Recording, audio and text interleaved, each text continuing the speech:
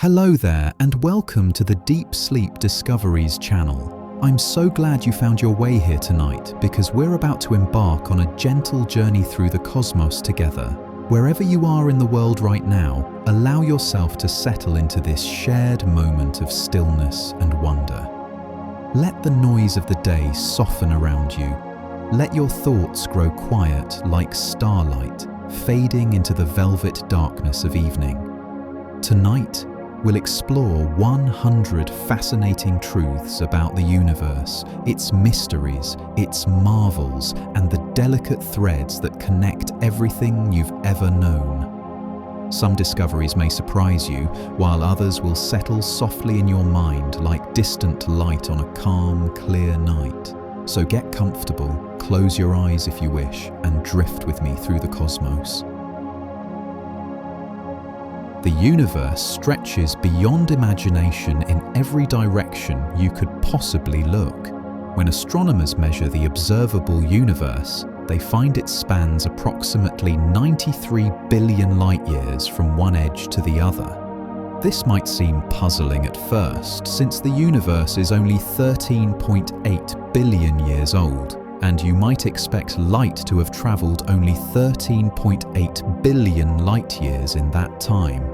But space itself has been expanding all along, carrying distant galaxies farther away, even as their ancient light journeys toward us. The expansion of space means that galaxies whose light has taken 13 billion years to reach us are now much farther away than when that light began its journey. This creates a cosmic horizon, a boundary beyond which we simply cannot see, no matter how powerful our telescopes become. Everything beyond this vast sphere remains hidden in darkness and silence, perhaps forever out of reach. And yet, even this unimaginable expanse may represent only a tiny fraction of what truly exists. When you consider how many galaxies fill this observable space, the numbers become even more staggering. For years, scientists estimated there might be as many as 2 trillion galaxies scattered throughout the observable cosmos, each one a vast island of stars drifting through the darkness. More recent measurements from spacecraft like New Horizons, which studied the background darkness of space from beyond our solar system's interference, suggest the number might be somewhat lower, closer to hundreds of billions rather than 2 trillion. Even at this more conservative estimate, the universe contains more galaxies than you could count in multiple lifetimes. Each galaxy is home to millions, billions, or even trillions of stars, and many of those stars host their own families of planets. Some galaxies are magnificent spirals like our own Milky Way, their arms sweeping gracefully through space. Others are smooth elliptical clouds of ancient stars, while still others are irregular shapes, perhaps distorted by ancient collisions with their neighbours. Together, these galaxies form the grand tapestry of the cosmos, connected by invisible threads of gravity and dark matter. Speaking of our home galaxy, it too holds wonders worth exploring in the quiet hours of night. When you stand on a beach and let sand slip through your fingers, each tiny grain represents just one among countless trillions scattered along Earth's shorelines. Yet, even if you could somehow gather every single grain of sand from every beach on our entire planet, you would still fall short of the number of stars in the universe. Astronomers estimate there are roughly 10,000 stars for every grain of sand on Earth, a number so vast it defies comfortable comprehension. Each of those stars is a blazing sphere of plasma, fusing hydrogen into helium in its core, releasing light and energy that travels across unimaginable distances. Some stars are gentle red dwarfs, barely glowing, while others are brilliant blue giants burning with fierce intensity. Some shine alone in the cosmic darkness, while others dance in binary or multiple star systems, locked in gravitational embraces that will last billions of years. This staggering abundance speaks to how incredibly vast and rich the universe truly is, a magnificent ocean of light and energy stretching beyond imagination. Our own galaxy contributes its share to this cosmic census. Our home galaxy, the Milky Way, is a sprawling spiral of stars, gas and dust, stretching approximately 100,000 light-years from one edge to the other. If you could somehow travel at the speed of light, it would take you 100,000 years to cross from one side of the galaxy to the other, passing countless stars along the way. The Milky Way's disk is relatively thin compared to its width, only about 1,000 light-years thick in most places, giving it the appearance of a cosmic pancake viewed edge-on. 4 major spiral arms wind outward from the galaxy's center, glowing with the light of young, hot stars and the pink clouds of hydrogen gas where new stars are being born. When you look up at the night sky and see that faint, milky band of light stretching overhead, you're actually looking edge-on through the disk of our galaxy, seeing the combined glow of billions of stars too distant to distinguish individually. Our solar system occupies a relatively quiet neighborhood within this vast structure, far from the crowded and energetic galactic center. We live in the suburbs of our galaxy, positioned roughly 26,000 light-years out from the bright, dense core where millions of stars crowd together. This location, in what astronomers call the Orion Arm, or sometimes the local spur, is a relatively peaceful region compared to the galactic center. Here, stars are spaced far enough apart that close encounters are exceedingly rare, giving planetary systems like ours the stability needed for life to potentially emerge and evolve over billions of years. The distance from the galactic center also protects us from the intense radiation that surrounds the supermassive black hole lurking at the galaxy's heart. If we lived much closer to the center, the night sky would be dramatically different, filled with stars so numerous and bright that true darkness would never fall.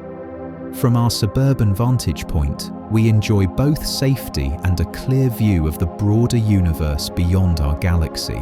The Milky Way itself is home to a truly astronomical number of suns, each potentially hosting worlds of their own.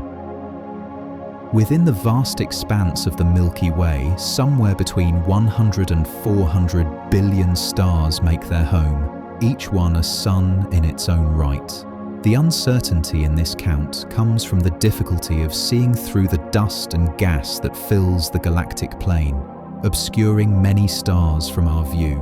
Some of these stars are massive blue giants, burning through their fuel in just a few million years. Others are tiny red dwarfs that will glow for trillions of years, far longer than the current age of the universe. Many stars exist in binary or multiple systems, bound together by gravity in celestial partnerships. Around many of these stars orbit planets, moons, asteroids, and comets, forming countless solar systems scattered throughout the galaxy. Some of these planetary systems might harbor life, perhaps even civilizations looking up at their own night skies and wondering, as we do, whether they're alone in the universe. All of these stars, all of these worlds, are caught up in a grand cosmic motion, participating in the galaxy's rotation. And beyond our galaxy, space itself is engaged in an even grander transformation. The fabric of space itself is stretching, carrying galaxies farther apart with each passing moment. Astronomers measure this expansion using something called the Hubble constant, which tells us that for every megaparsec of distance, that's about 3.26 million light-years, space expands by approximately 73 kilometers per second. This means that a galaxy located 1 megaparsec away is receding from us at 73 kilometers per second. while a galaxy twice as far away is receding twice as fast. It's not that galaxies are moving through space, but rather that space itself is growing between them, like dots drawn on the surface of a balloon that move apart as the balloon inflates. This expansion affects the entire universe, stretching the wavelengths of light as it travels through space, causing distant galaxies to appear redder than they actually are. The expansion has been happening since the very beginning, since that first moment when space and time came into existence. And that beginning occurred longer ago than the human mind can easily grasp. The entire cosmos, with all its galaxies, stars and planets, has existed for approximately 13.8 billion years. Scientists determine this age through multiple independent methods, including measuring the universe's expansion rate, studying the oldest stars, and analysing the cosmic microwave background radiation, the afterglow of the Big Bang itself. In the grand scheme of things, even the oldest objects in the universe have existed for only about 1/3 of the time that the universe will continue expanding. Earth formed much more recently, about 4.5 billion years ago, which means our planet has witnessed only about 1/3 of cosmic history. Human civilization, just a few thousand years old, represents the tiniest sliver of time imaginable, a single heartbeat in the long cosmic night. Yet in that brief moment, we've managed to look outward to measure the universe's age, to trace its history back to nearly the beginning. When we observe the most distant objects, we're not just looking across space, but across time itself, seeing the universe as it was billions of years ago. The light entering our telescopes from the most distant observable galaxies began its journey over 13 billion years ago, when the universe was young and very different from today. These ancient photons have travelled across expanding space for most of cosmic history, carrying information about conditions in the early universe. When we observe these distant galaxies, we see them not as they are now, but as they were in their youth, when the first generations of stars were forming and galaxies were smaller, more chaotic, and more actively forming stars. The galaxies we see in these deep images are likely very different today than they appear to us, having evolved and possibly merged with other galaxies over billions of years.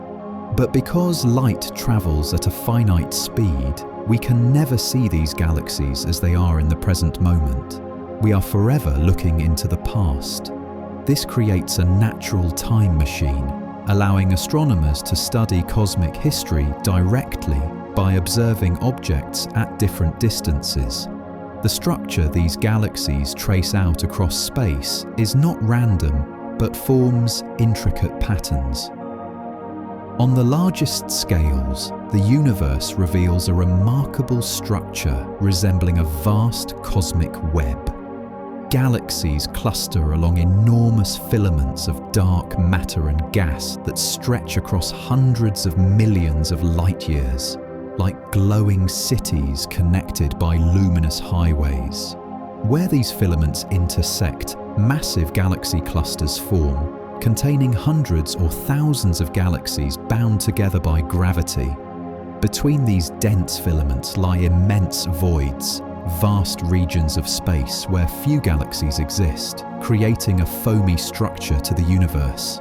This cosmic web formed over billions of years as gravity pulled matter together along the densest regions, while emptier areas became even more empty.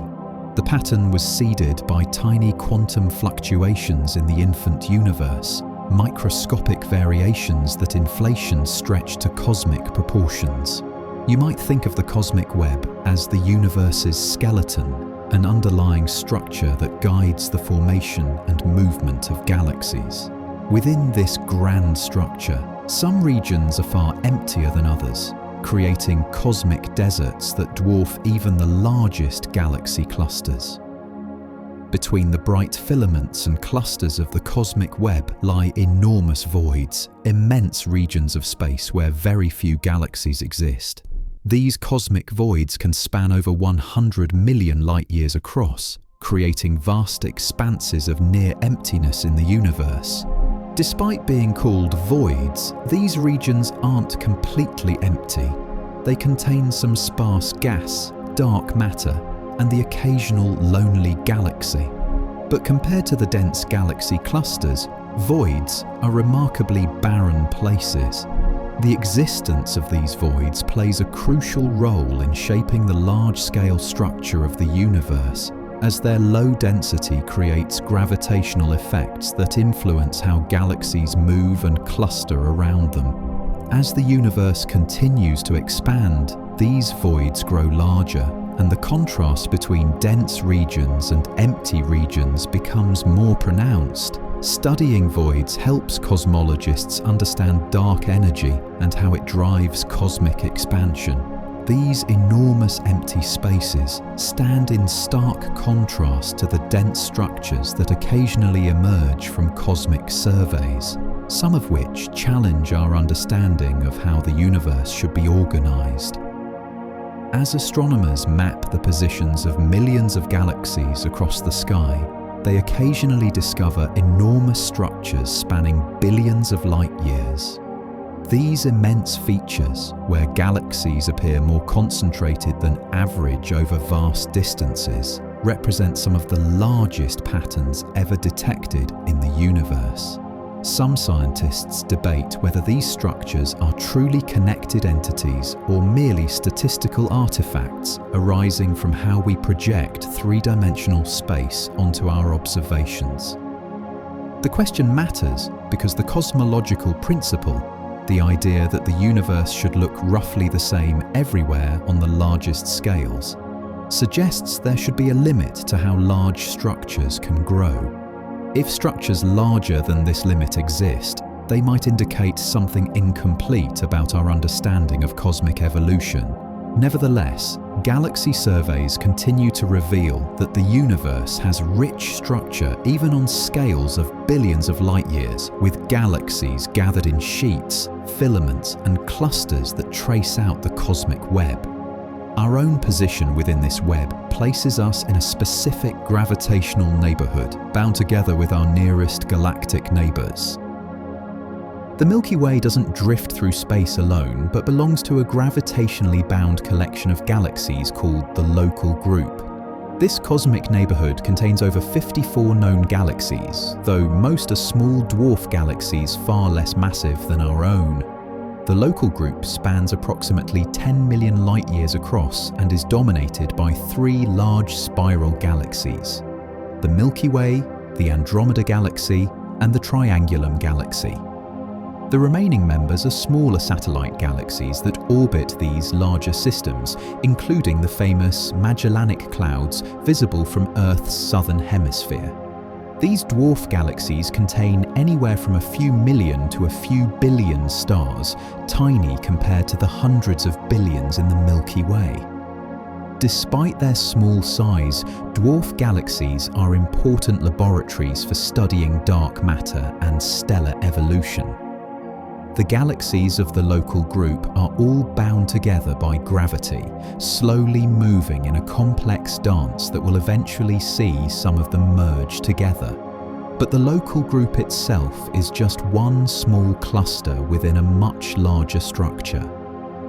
The Local Group, along with dozens of other galaxy groups and clusters, belongs to an even larger structure called the Virgo supercluster. This enormous collection of galaxies spans about 110 million light-years and contains approximately 100 separate groups and clusters with a total mass of roughly 1 quadrillion suns. At the heart of the Virgo supercluster lies the Virgo cluster itself, a massive concentration of over 1,500 galaxies located about 65 million light-years from Earth.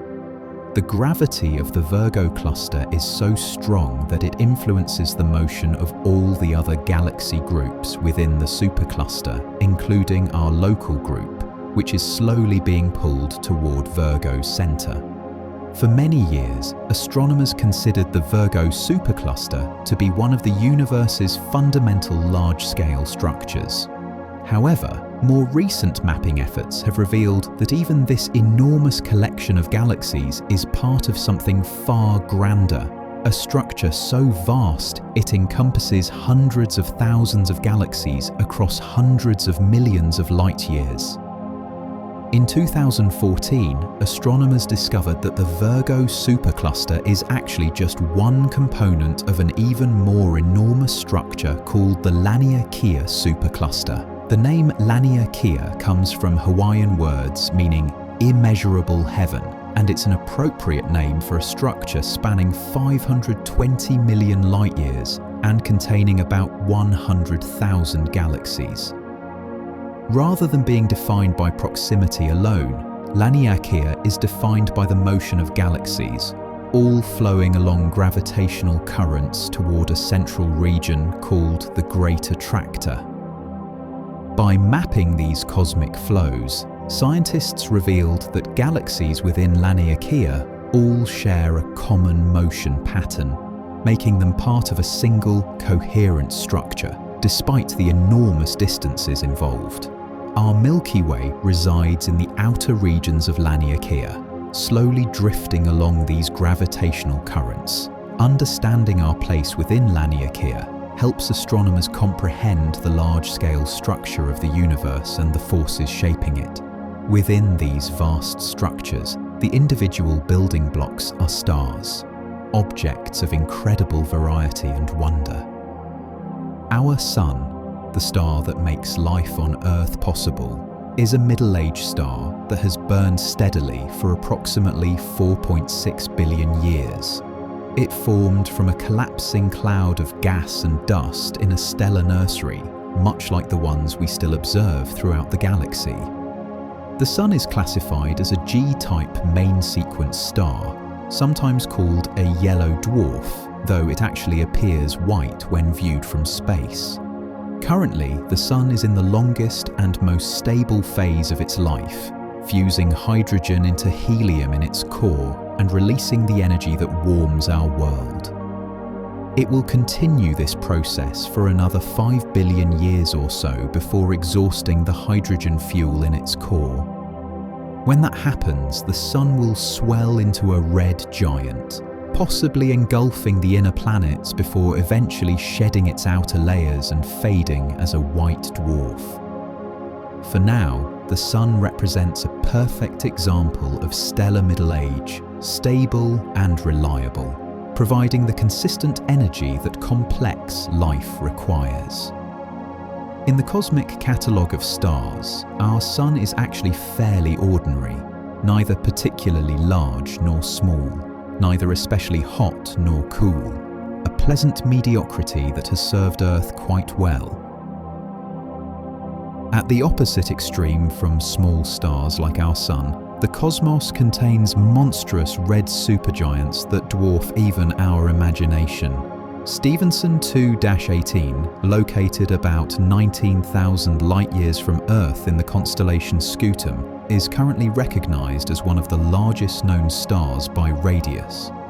If you could somehow place Stephenson 2-18 at the center of our solar system where the Sun currently sits, its outer surface would extend beyond the orbit of Saturn, engulfing Mercury, Venus, Earth, Mars, and Jupiter in the process. Despite its enormous size, this star is actually quite diffuse and puffy, containing only about 20 to 40 times the mass of our Sun spread across an incomprehensibly large volume. These hypergiant stars are exceedingly rare and live very brief lives by stellar standards, burning through their nuclear fuel in just a few million years before exploding as supernovae. Their extreme size makes them unstable, and they lose mass constantly through powerful stellar winds. Observing and measuring such distant large stars remains challenging, and the rankings of largest stars sometimes change as new measurements refine our understanding. While these giants captivate our imagination with their size, Other stellar remnants astound us with their incredible density and rotation. When massive stars explode as supernovae, they sometimes leave behind incredibly dense remnants called neutron stars. These objects, typically only about 20 kilometers across, contain more mass than our entire Sun compressed into a sphere the size of a city. Neutron stars are so dense that a single teaspoon of their material would weigh billions of tons on Earth. Some neutron stars spin at absolutely astounding rates, completing hundreds of rotations every single second. The fastest known pulsar, PSRJ 1748-2446 AD, rotates 716 times per second, meaning its equator is moving at roughly 1/4 the speed of light.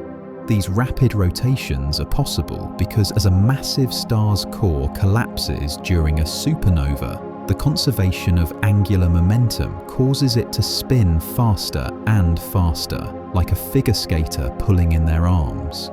Neutron stars also possess the strongest magnetic fields in the universe, billions of times stronger than anything we can create on Earth.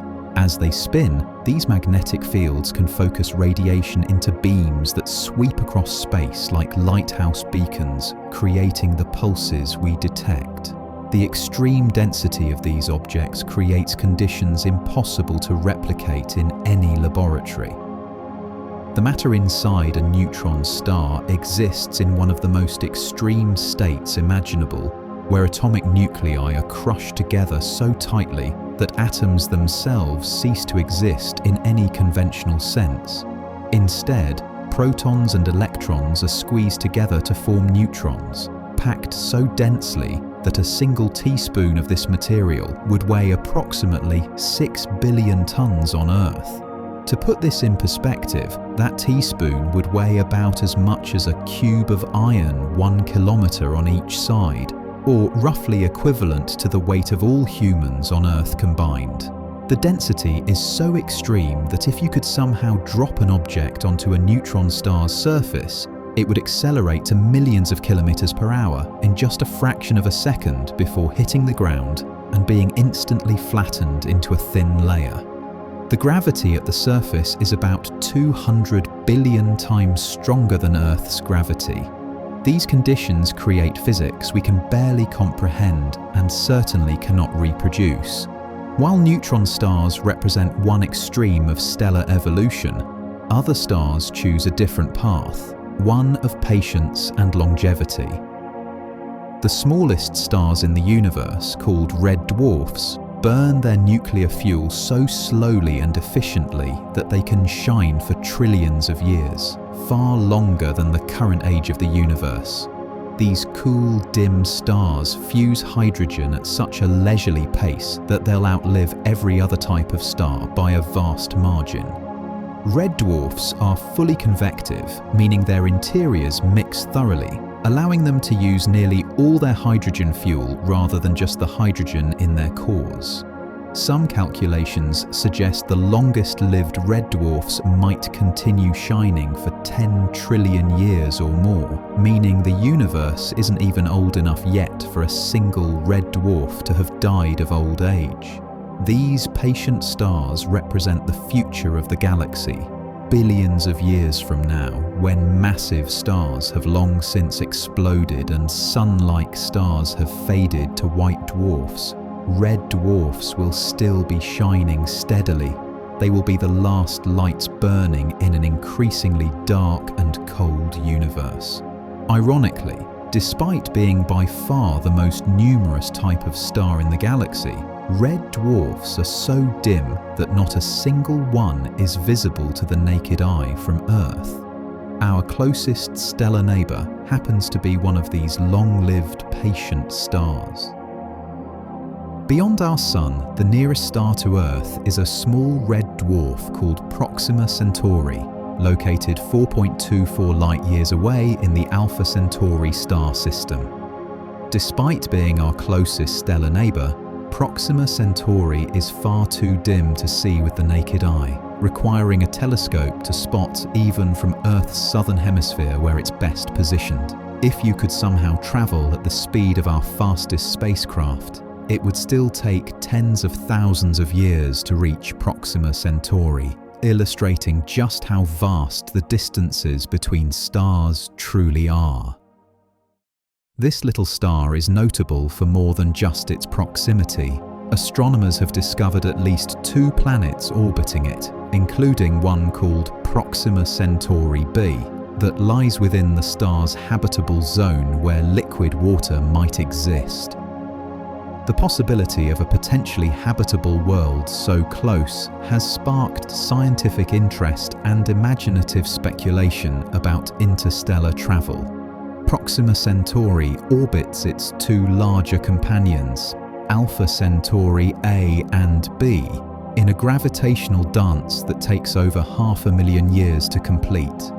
While Proxima is a model of stability elsewhere in the galaxy, some stars lead far more dramatic lives, approaching the end of their existence in spectacular fashion. One of the most famous stars in the night sky, Betelgeuse, marks the shoulder of the constellation Orion and shines with a distinctive reddish glow. This red supergiant star is in the late stages of its life, having already exhausted the hydrogen in its core and moved on to fusing heavier elements.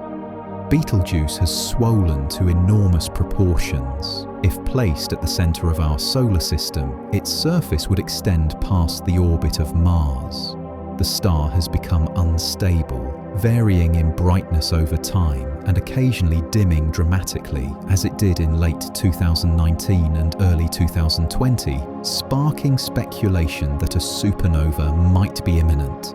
When Betelgeuse finally does explode, it will briefly outshine nearly everything in the night sky except the moon, remaining visible even in daylight. However, imminent in cosmic terms could mean any time in the next 100,000 years. Located about 650 light-years away, Betelgeuse's supernova will pose no danger to Earth, but will provide astronomers with an unprecedented opportunity to study such an explosion in detail.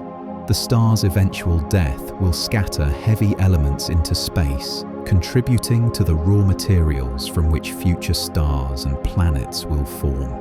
These heavy elements are manufactured in the stellar nurseries where new stars are currently being born. Throughout the galaxy, vast clouds of gas and dust called nebulae serve as stellar nurseries where new stars are born. These clouds, composed primarily of hydrogen with traces of helium and heavier elements, can span hundreds of light-years and contain enough material to form thousands of stars. Within these nebulae, the gas is not uniformly distributed. Denser regions exert stronger gravity, slowly pulling in surrounding material. As these dense pockets contract, they heat up, and when the core becomes hot and dense enough, nuclear fusion ignites, and a new star is born.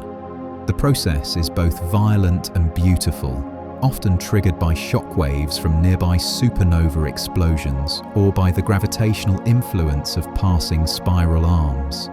Young stars are frequently surrounded by disks of leftover material that may eventually coalesce into planets, moons, and asteroids. The radiation and stellar winds from newly formed massive stars gradually disperse the remaining gas and dust, creating glowing structures visible across vast distances. Eventually, the nebula clears, revealing a new cluster of stars where once there was only a dark cloud. One of the most famous and accessible of these stellar nurseries hangs in the night sky, visible even without a telescope. The Orion Nebula, also known as M42, is one of the most studied and photographed objects in the night sky. Located about 1,350 light-years from Earth in the constellation Orion, this stellar nursery is visible to the naked eye as a fuzzy patch in Orion's sword, just below the 3 stars of Orion's belt. The nebula spans approximately 24 light-years across and glows with the light of the young stars being born within it. At its heart lies the trapezium, a tight cluster of 4 bright massive stars whose intense ultraviolet radiation causes the surrounding hydrogen gas to fluoresce, creating the nebula's characteristic glow. This radiation also sculpts the gas into intricate shapes, creating pillars, sheets, and bubbles visible in telescope images. The Orion Nebula is one of the most active stellar nurseries in our region of the galaxy, containing hundreds of young stars and protoplanetary disks where planets may be forming. Because of its relative proximity and brightness, the Orion Nebula has become a crucial laboratory for understanding star formation. Within nebulae like this, different types of stars are born, including the hottest and most massive stars in the universe. Among the diverse population of stars, blue stars burn with the most intense heat, their surface temperatures exceeding 30,000 Kelvin, over 5 times hotter than our Sun. These massive luminous stars emit most of their radiation in ultraviolet wavelengths, though enough blue light escapes to give them their characteristic color. Blue stars are rare because they can only form from the most massive gas clouds, and they live extremely brief lives by cosmic standards. A blue star might contain 20, 50, or even 100 times the mass of our Sun, and this enormous mass means gravity compresses their cores to incredible densities and temperatures. The fierce nuclear fusion reactions in these cores consume fuel at a prodigious rate, causing these stars to shine with the light of hundreds of thousands or even millions of suns. This incredible luminosity comes at a price. A blue star might live only a few million years before exhausting its fuel and dying in a catastrophic supernova explosion. Despite their rarity and brief lives, blue stars play a crucial role in galactic evolution, producing and dispersing heavy elements and triggering new waves of star formation with their dramatic deaths. Our own Sun, though far less dramatic, performs its own remarkable act of cosmic alchemy every single second. Deep in the Sun's core, where temperatures reach 15 million degrees Celsius and the pressure is hundreds of billions of times greater than Earth's atmosphere, a remarkable transformation occurs every single second. Through nuclear fusion, the Sun converts approximately 600 million tons of hydrogen into helium each second, and in the process, about 4 million tons of matter is transformed into pure energy according to Einstein's famous equation E equals mc squared. This energy works its way outward from the core, taking hundreds of thousands of years to reach the Sun's surface, where it's finally released as the light and heat that makes life on Earth possible. The fusion process combines 4 hydrogen nuclei to create 1 helium nucleus, releasing energy in the form of photons and neutrinos. Despite consuming 600 million tons every second, the Sun is so massive that it contains enough hydrogen to continue this process for another 5 billion years without interruption. This steady, reliable energy output has remained remarkably constant throughout Earth's history, providing the stable conditions necessary for life to evolve. When stars like the Sun eventually exhaust their core hydrogen, they enter a new phase of existence, transforming into something quite different. When a star like our Sun exhausts its nuclear fuel, it doesn't explode, but instead gently sheds its outer layers into space, leaving behind a hot, dense core called a white dwarf. Despite containing roughly half the mass of the original star, a white dwarf is typically only about the size of Earth, making it incredibly dense. A sugar cube-sized chunk of white dwarf material would weigh about as much as a car. White dwarfs no longer undergo fusion. Instead, they shine simply by radiating away their residual heat, gradually cooling over billions of years. When first formed, a white dwarf can have surface temperatures exceeding 100,000 Kelvin, appearing brilliant white or even bluish. Over time, as they cool, white dwarfs fade through yellow and red before eventually becoming cold, dark black dwarfs, though the universe isn't old enough yet for any black dwarfs to exist. White dwarfs are supported against gravitational collapse by quantum mechanical pressure from electrons, a phenomenon called electron degeneracy pressure. This makes them remarkably stable, and they'll persist essentially unchanged for trillions of years, long after the last red dwarfs have faded. The nearest stellar nursery where new stars continue to form lies not too far from our solar system in cosmic terms. Among the closest regions of active star formation to Earth is the Rho Ophiuchi Cloud Complex, a beautiful and scientifically valuable stellar nursery located approximately 400 light-years away in the constellation Ophiuchus. This complex contains clouds of gas and dust where new stars are being born, surrounded by colourful nebulae that glow with reflected starlight and fluorescent emission. The region spans about 7 light-years and contains hundreds of young stars, many still surrounded by the disks of material from which planets might form. What makes Rho Ophiuchi particularly striking in images is the mixture of colours. Blue reflection nebulae where starlight scatters off dust grains, yellow and red regions where stars illuminate surrounding gas, and dark lanes of dense dust that block light from more distant stars.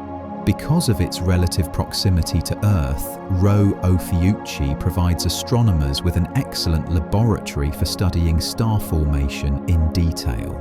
The complex contains stars at various stages of development, from dense cores just beginning to collapse to young stars already clearing away their natal gas and dust. Among the cosmos's most extreme objects are neutron stars with magnetic fields so powerful they defy earthly comparison. Among the most extreme objects in the universe are magnetars, a rare type of neutron star with magnetic fields about 1 quadrillion times stronger than Earth's magnetic field. To put this in perspective, a magnetar's magnetic field is so intense that from halfway to the Moon, it could erase all the information on every credit card on Earth. At a distance of 1,000 kilometers, the magnetic field would be lethal to humans, disrupting the electrical activity in our nervous systems and even distorting the atoms in our bodies. Magnetars are thought to form when a rapidly rotating massive star collapses into a neutron star, somehow amplifying magnetic fields to these incomprehensible strengths through poorly understood processes. These fields are so powerful that they stress and crack the neutron star's crust, triggering starquakes that release tremendous bursts of X-rays and gamma rays. Though magnetars are relatively rare, only about 30 have been confirmed, they're responsible for some of the most energetic outbursts observed in the galaxy, occasionally releasing more energy in 1/10 of a second than the Sun emits in 100,000 years. These violent events gradually drain the magnetar's rotational energy and magnetic field strength over thousands of years. In the galaxy's stellar population, many stars don't shine alone but share their cosmic journey with companions. When you look up at the night sky, many of the points of light you see are actually not single stars but binary or multiple star systems, 2 or more stars locked in gravitational embrace, orbiting their common center of mass. Approximately half of all star systems in the galaxy are binary systems, and many others contain 3 or more stars. These stellar partnerships form when a collapsing gas cloud fragments or when stars capture each other gravitationally. Some binary stars orbit so close together that they're almost touching, completing an orbit in just hours or days, while others are separated by thousands of astronomical units and take millions of years to complete a single orbit. In close binary systems, dramatic interactions can occur. One star might pull material from its companion, or the two stars might spiral inward until they merge. Some of the universe's most energetic events, including certain types of supernovae and neutron star mergers, occur in binary systems. Binary stars have also proven crucial to astronomy. By observing how binary stars orbit each other, astronomers can calculate stellar masses with precision, providing fundamental data about stellar physics. Among the most massive stellar remnants, some objects warp space and time so severely that not even light can escape their grasp. At the very heart of the Milky Way, approximately 26,000 light-years from Earth, lurks a supermassive black hole called Sagittarius A star, pronounced Sagittarius A star. This cosmic monster contains about 4 million times the mass of our Sun, all compressed into a region smaller than Mercury's orbit. For years, astronomers inferred the black hole's presence by watching stars near the galactic center whip around an invisible point at incredible speeds, some completing orbits in just over a decade. In 2022, the Event Horizon Telescope collaboration released the first direct image of Sagittarius A star, showing the glowing ring of hot material orbiting the black hole. Despite its enormous mass, Sagittarius A star is currently relatively quiet, consuming relatively little material compared to some other galactic black holes. Occasionally, stars or gas clouds venture too close and are torn apart by the black hole's immense gravity, causing brief flares of radiation. The black hole's powerful gravitational influence shapes the motion of stars and gas throughout the central regions of the galaxy, creating a dynamic and energetic environment. Yet, as massive as our galaxy's central black hole is, it pales in comparison to the true giants found at the centers of some distant galaxies. In the constellation Canis Venatici, about 10.4 billion light-years from Earth, lies one of the most massive objects ever discovered, a quasar powered by a black hole designated TON 618, containing approximately 66 billion times the mass of our Sun. To comprehend this scale, imagine that our entire solar system, from the Sun out to Neptune, is a grain of sand. TON 618's event horizon would be roughly the size of our solar system by comparison.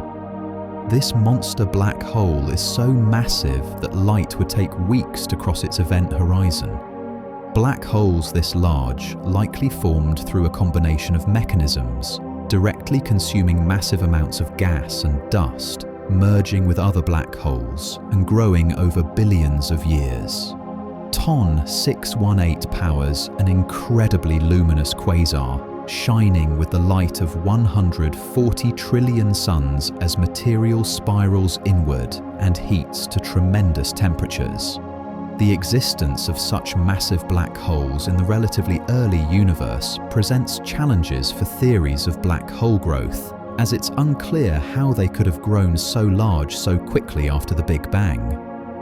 These ultra-massive black holes influence the evolution of their host galaxies, regulating star formation and shaping the distribution of matter across cosmic scales. The extreme gravity around all black holes creates some of the strangest effects predicted by Einstein's theory of relativity. One of the strangest predictions of Einstein's general relativity is that time itself runs at different rates depending on the strength of gravity. Near a black hole, where gravity is extraordinarily intense, time slows dramatically relative to observers far away from the gravitational field. If you could somehow watch a clock falling toward a black hole's event horizon, you would see it tick more and more slowly, eventually appearing to freeze entirely at the horizon itself, though from the clock's perspective, it continues normally. This effect, called gravitational time dilation, is very real and measurable. GPS satellites must account for it to maintain accuracy. Near a black hole, the effect becomes extreme. 1 hour near the event horizon might correspond to years or even centuries passing in the outside universe, depending on the black hole's mass and rotation. This means that if you could orbit close to a black hole and then return to distant space, you would have experienced time travel to the future, arriving to find that far more time had passed in the universe than you personally experienced. These temporal effects become even more complex for rotating black holes, where space itself is dragged around, creating additional exotic phenomena. Black holes don't merely warp space and time, they may even slowly evaporate through quantum effects. In 1974, physicist Stephen Hawking predicted that black holes aren't entirely black but emit a faint radiation due to quantum effects near the event horizon. This Hawking radiation arises from quantum fluctuations in the vacuum of space, which constantly create particle-antiparticle pairs that normally annihilate each other immediately. Near a black hole's event horizon, sometimes one particle falls into the black hole while the other escapes, and this escaping particle appears as radiation. The energy for this radiation must come from somewhere, and it comes from the black hole's mass, meaning the black hole slowly loses mass over time. For stellar mass and supermassive black holes, this evaporation process is incomprehensibly slow. A solar mass black hole would take about 10 to the 67th power years to evaporate completely, far longer than the current age of the universe. The smaller a black hole becomes, the faster it evaporates, with the final moments releasing a burst of energy. Paradoxically, this means black holes are temporary phenomena on the grandest timescales, though they'll persist essentially unchanged throughout any time frame humans can meaningfully consider. Hawking radiation remains theoretical, as it's far too weak to detect from any known black hole, but it represents a crucial bridge between quantum mechanics and gravity. While some black holes lurk in the distant depths of space, others orbit unsettlingly close to our cosmic neighborhood. For years, astronomers searched for black holes in our cosmic neighborhood, and in 2022, they confirmed the discovery of Gaia BH1, currently the closest known black hole to Earth at approximately 1,560 light-years away. This stellar mass black hole, containing about 10 times the Sun's mass, was discovered through its gravitational influence on a companion star that orbits it every 185 days. The black hole doesn't actively consume material and emits no detectable radiation, making it completely invisible except for its gravitational effects. Earlier claims of closer black holes have been disputed or disproven. The system HR 6819, once thought to contain the nearest black hole at 1,000 light-years, was later reinterpreted as a binary star system without a black hole. Gaia BH1 was discovered using data from the Gaia Space Telescope, which precisely measures the positions and motions of billions of stars, allowing astronomers to detect the subtle wobble caused by an invisible companion. Despite being the closest known black hole, Gaia BH1 poses absolutely no danger to Earth. It's far too distant, and black holes don't roam through space vacuuming up everything like cosmic predators. Statistical models suggest there may be millions of similar quiet black holes scattered throughout the galaxy, invisible sentinels left behind by ancient stellar deaths. These stellar mass black holes form through one of nature's most violent processes.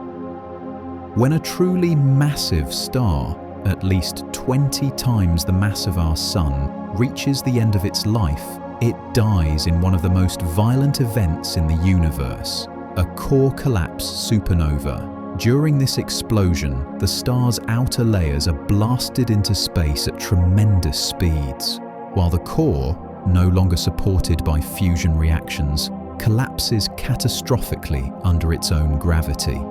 If the core is massive enough, typically above about 3 solar masses, nothing can halt the collapse, not even the quantum pressure that supports neutron stars. The core continues collapsing until it becomes a black hole, a region of space-time where gravity is so strong that not even light can escape.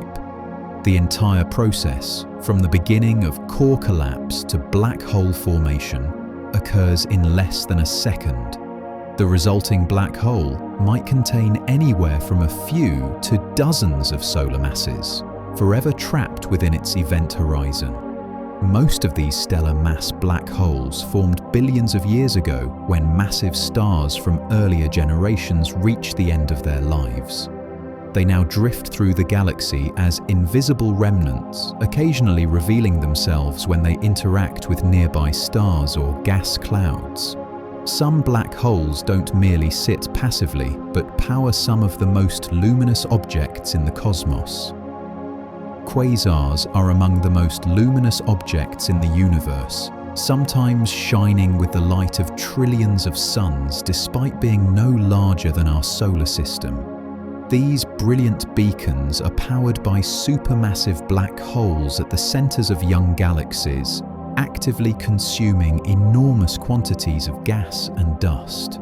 As material spirals inward toward the black hole, it forms an accretion disk where friction and gravitational compression heat the gas to millions of degrees, causing it to emit intense radiation across the electromagnetic spectrum. The black holes powering quasars can consume material equivalent to hundreds of solar masses per year, growing rapidly and releasing tremendous energy in the process. Quasars were most common when the universe was younger, between 1 and 3 billion years after the Big Bang, when galaxies had more available gas to feed their central black holes.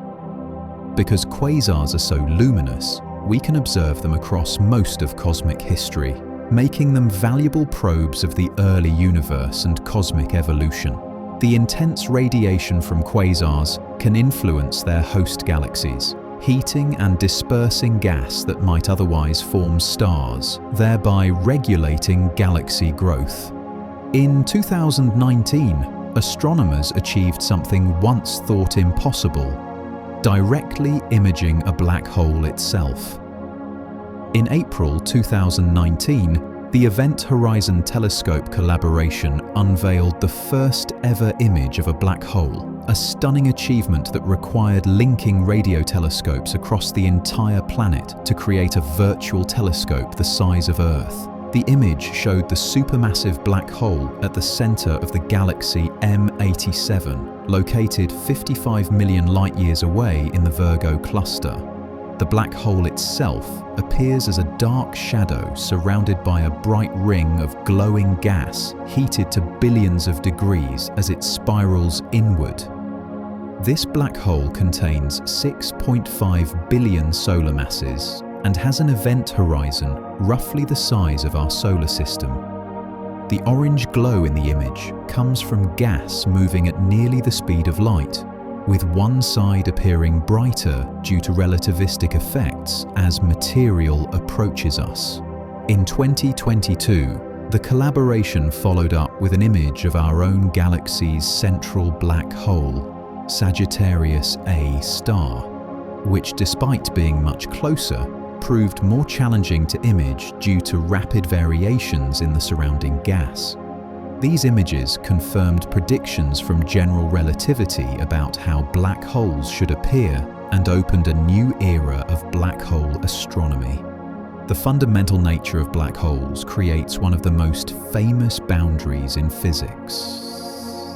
The event horizon of a black hole represents a point of no return, a boundary in space-time beyond which escape becomes impossible.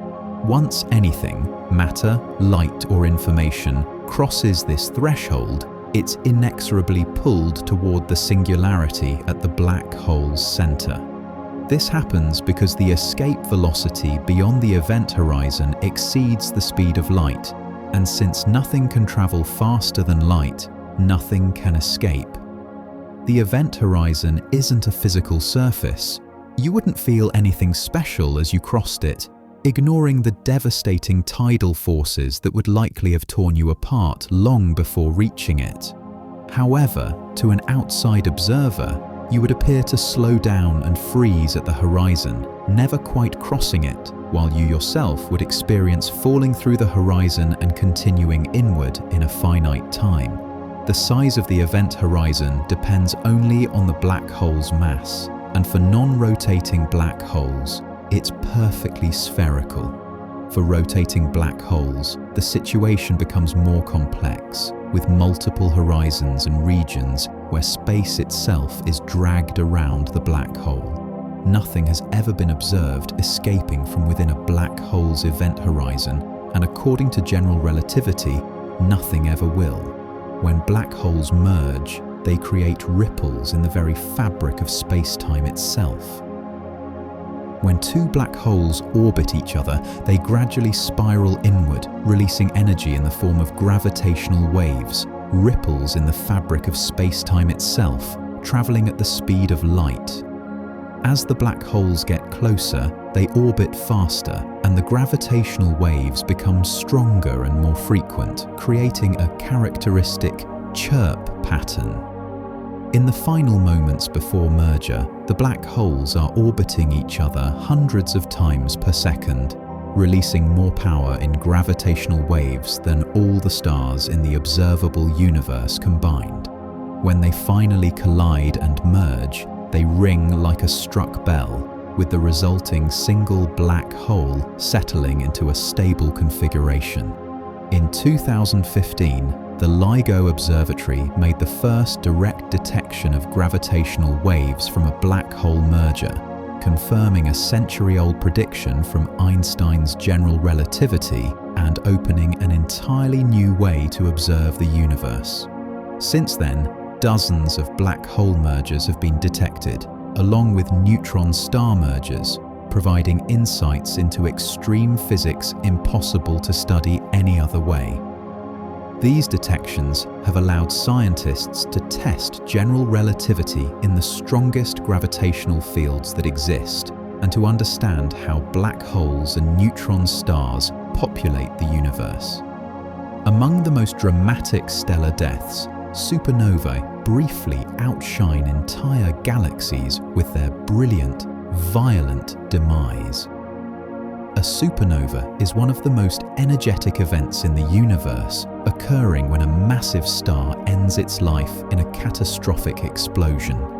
For a few weeks, a single supernova can shine with the light of billions of stars, briefly outshining its entire host galaxy. There are several types of supernovae, but the most luminous, type Ia supernovae, occur when a white dwarf star accumulates too much mass from a companion and crosses a critical threshold, triggering a runaway thermonuclear explosion that completely destroys the star. Core collapse supernovae happen when massive stars exhaust their nuclear fuel and their cores collapse, releasing gravitational energy equivalent to the sun shining for billions of years, most of it in the form of neutrinos. The visible light we see comes from the radioactive decay of heavy elements synthesized in the explosion. Supernovae are so bright, they can be seen across billions of light years, making them useful as cosmic distance markers. Despite their brilliance and violence, supernovae are relatively rare in any given galaxy, occurring perhaps once or twice per century. The energy released in these explosions is almost beyond comprehension.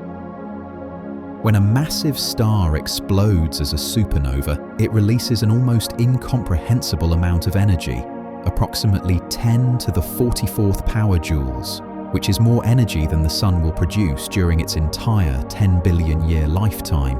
To put this another way, A supernova releases in a few seconds more energy than all the hundreds of billions of stars in the Milky Way emit in several seconds combined.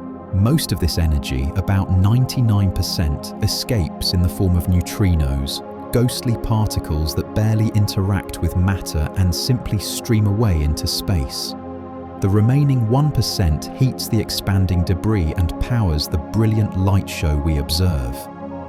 This incredible energy release can be detected across vast cosmic distances. Neutrinos from supernova 1987A, which exploded in a nearby satellite galaxy 168,000 light-years away, were detected on Earth, having passed through the entire planet with only a handful interacting with our detectors.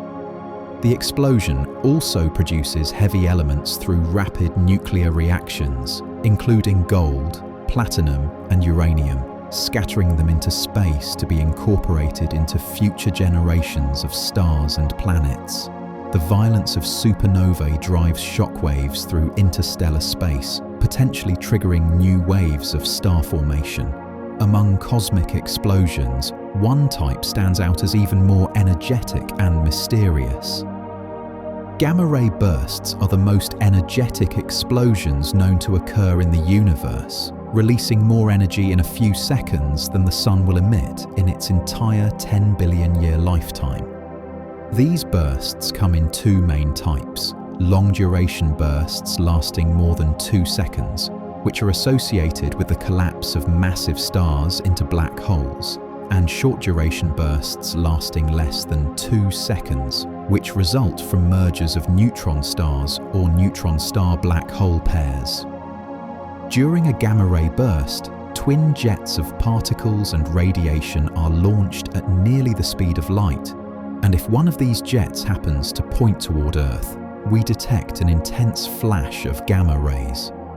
The beamed nature of these jets means we only detect a fraction of all gamma-ray bursts that occur, and it also means the total energy is somewhat less than if the emission were uniform in all directions, though still staggering. Gamma-ray bursts are so bright they can be detected from across the visible universe. Some have been observed from over 13 billion light-years away, making them among the most distant objects we can detect. If a gamma-ray burst occurred within our galaxy and happened to be pointed at Earth, it could be devastating, stripping away the ozone layer, though such events are extremely rare. Occasionally, cosmic explosions have been visible from Earth without telescopes, recorded by ancient observers. In the year 1054 CE, Chinese and Japanese astronomers recorded the appearance of a brilliant guest star in the constellation Taurus that was bright enough to be visible in daylight for 23 days and remained visible to the naked eye at night for nearly 2 years. This was actually a supernova occurring about 6,500 light-years from Earth. And today we can observe the expanding remains of that explosion as the Crab Nebula. The supernova was so bright at its peak that it rivaled the brightness of Venus, making it one of the brightest stellar events in recorded history. At the center of the nebula lies the rapidly spinning neutron star created in the explosion, a pulsar rotating 30 times per second, whose energetic radiation illuminates the surrounding gas and powers the nebula's glow. The nebula has been expanding ever since the explosion, currently spanning about 11 light-years across and growing at roughly 1,500 kilometers per second. Observations of the Crab Nebula across the electromagnetic spectrum have made it one of the most studied objects in astronomy, providing insights into supernova physics, neutron stars, and the processes that accelerate particles to extreme energies. The debris from such explosions contains heavy elements forged in the star's final moments, enriching the interstellar medium. Some of these stellar remnants become cosmic lighthouses. Pulsars are rapidly rotating neutron stars with intense magnetic fields that channel radiation into narrow beams emanating from their magnetic poles. As the neutron star spins, these beams sweep through space like lighthouse beacons, and if Earth happens to lie in the path of one of these beams, we detect regular pulses of radiation, hence the name pulsar. These pulses arrive with remarkable regularity, sometimes more precise than atomic clocks, with some pulsars maintaining timing accuracy to within a millionth of a second over years. The fastest pulsars, called millisecond pulsars, can rotate hundreds of times per second, with their surfaces moving at a significant fraction of the speed of light. Pulsars gradually slow down as they lose rotational energy through magnetic braking and particle emission, though this slowdown happens very gradually over millions of years. The beams of radiation can span the electromagnetic spectrum from radio waves through visible light to X-rays and gamma rays, depending on the pulsar's properties. Pulsars provide natural laboratories for studying matter at nuclear densities, testing general relativity in strong gravitational fields, and even detecting gravitational waves through the tiny timing changes they induce.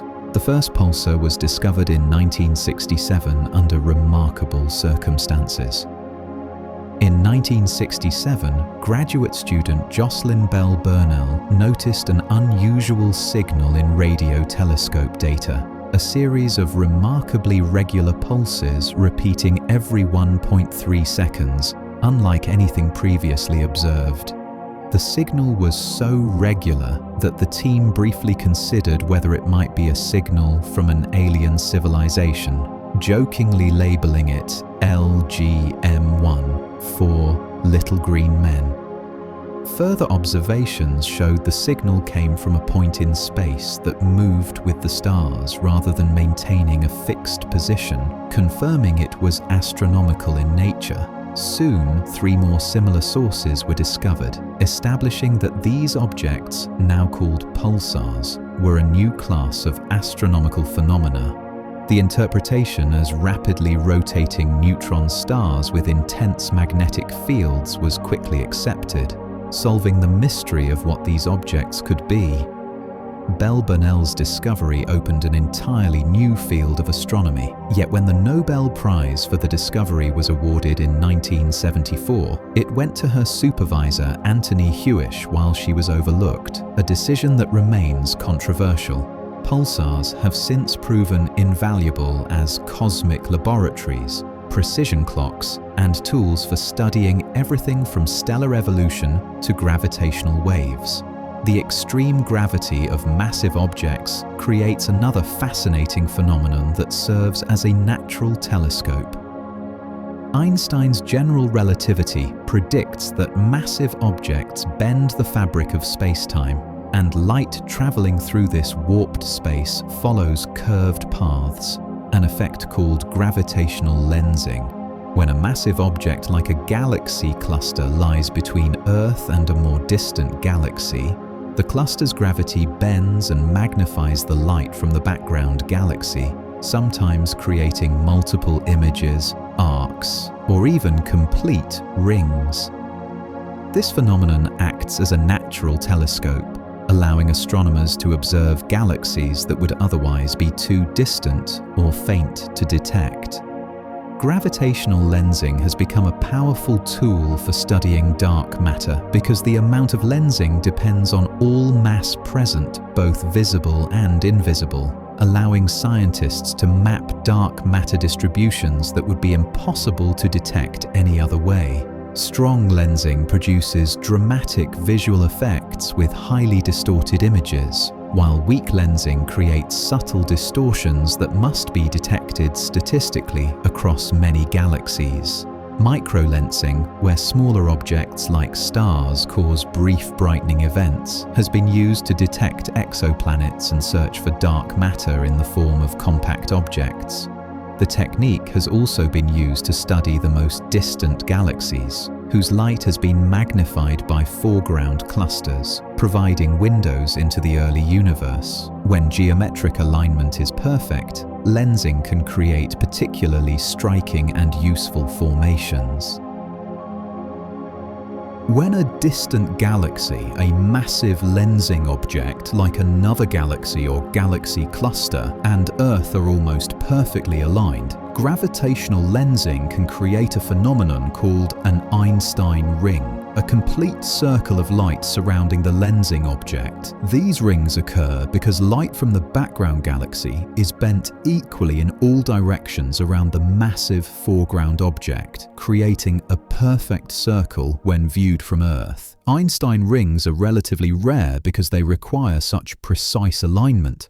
But when they occur, they're spectacular demonstrations of general relativity in action. The size and shape of Einstein rings depend on the mass of the lensing object and the distances involved, making them useful for measuring the mass of galaxies and clusters, including their dark matter content. Partial Einstein rings, or arcs, are more common and occur when the alignment is close but not perfect. These features appear in deep images of galaxy clusters, where multiple background galaxies at different distances create multiple arcs and rings. Einstein himself thought gravitational lensing would never be observed due to the precision of alignment required, but modern telescopes regularly capture these dramatic manifestations of curved spacetime. Closer to home, another remarkable alignment creates spectacular events visible from Earth's surface. One of the most remarkable cosmic coincidences is that the Moon and Sun appear almost exactly the same size in Earth's sky. The Sun's diameter is about 400 times larger than the Moon's, but the Sun is also approximately 400 times farther away from Earth, making them appear nearly identical in angular size, about half a degree across. This precise size match means that during a total solar eclipse, the Moon can exactly cover the Sun's bright disk, revealing the faint, extended corona that surrounds it. Total solar eclipses are temporary phenomena. The Moon is gradually moving away from Earth at about 3.8 centimeters per year, meaning that in hundreds of millions of years, the Moon will appear too small to completely cover the Sun, and total eclipses will no longer occur. This alignment is unique in our solar system. No other planet-Moon combination creates such perfect eclipses. During totality, which can last up to about 7.5 minutes but more typically lasts 2 to 3 minutes, the sky darkens, temperatures drop, and bright stars and planets become visible. Ancient cultures often viewed eclipses with fear, but today they provide valuable opportunities for scientific observation and remain among nature's most awe-inspiring spectacles. While we observe dramatic events in our sky, Earth is constantly bombarded by visitors from deep space. Every second, trillions of cosmic rays, high-energy particles traveling at nearly the speed of light, rain down on Earth from all directions in space. These particles, mostly protons but also atomic nuclei and electrons, originate from violent cosmic events like supernova explosions, active galactic nuclei, and possibly even more exotic sources. When cosmic rays strike Earth's upper atmosphere, they collide with atoms of nitrogen and oxygen, creating cascades of secondary particles called air showers that spread through the atmosphere like growing trees of particles. Some of these secondary particles reach Earth's surface, with several passing through your body every second, though they rarely cause any harm. Cosmic rays span an enormous range of energies. The most energetic cosmic rays carry more energy than a baseball thrown at major league speeds, all concentrated in a single subatomic particle. Understanding where these ultra-high energy cosmic rays come from remains one of astronomy's unsolved mysteries, as their paths are bent by magnetic fields throughout the galaxy, scrambling information about their origins. Cosmic rays influence atmospheric chemistry, may affect cloud formation and climate, and pose radiation hazards to astronauts and airline crews. They also create radioactive carbon-14 in the atmosphere, which has proven invaluable for archaeological dating. Other planets experience their own spectacular light shows from energetic particles. Like Earth, Jupiter experiences auroras, glowing atmospheric light shows created when charged particles interact with the planet's magnetic field and atmosphere. However, Jupiter's auroras are far more intense than Earth's and glow primarily in ultraviolet wavelengths invisible to human eyes, though they also emit some visible and X-ray light. These auroras are powered by several sources: the solar wind, volcanic eruptions on Jupiter's moon Io that inject charged particles into Jupiter's magnetosphere, and the planet's own rapid rotation, which whips its magnetic field around. Jupiter's magnetic field is the strongest of any planet in the solar system, about 20,000 times stronger than Earth's, and extends millions of kilometers into space, creating a magnetosphere larger than the Sun. The auroras form in rings around Jupiter's magnetic poles, much like Earth's aurora borealis and aurora australis, but they're permanent features rather than occasional events, constantly glowing above the planet's clouds. The moons Io, Europa, and Ganymede create their own auroral footprints on Jupiter as they move through the magnetosphere, visible as bright spots that move with the moons. Studying Jupiter's auroras helps scientists understand magnetic field interactions, atmospheric composition, and the processes that accelerate particles to high energies. Meanwhile, at the center of our own solar system, the Sun maintains conditions almost beyond imagination.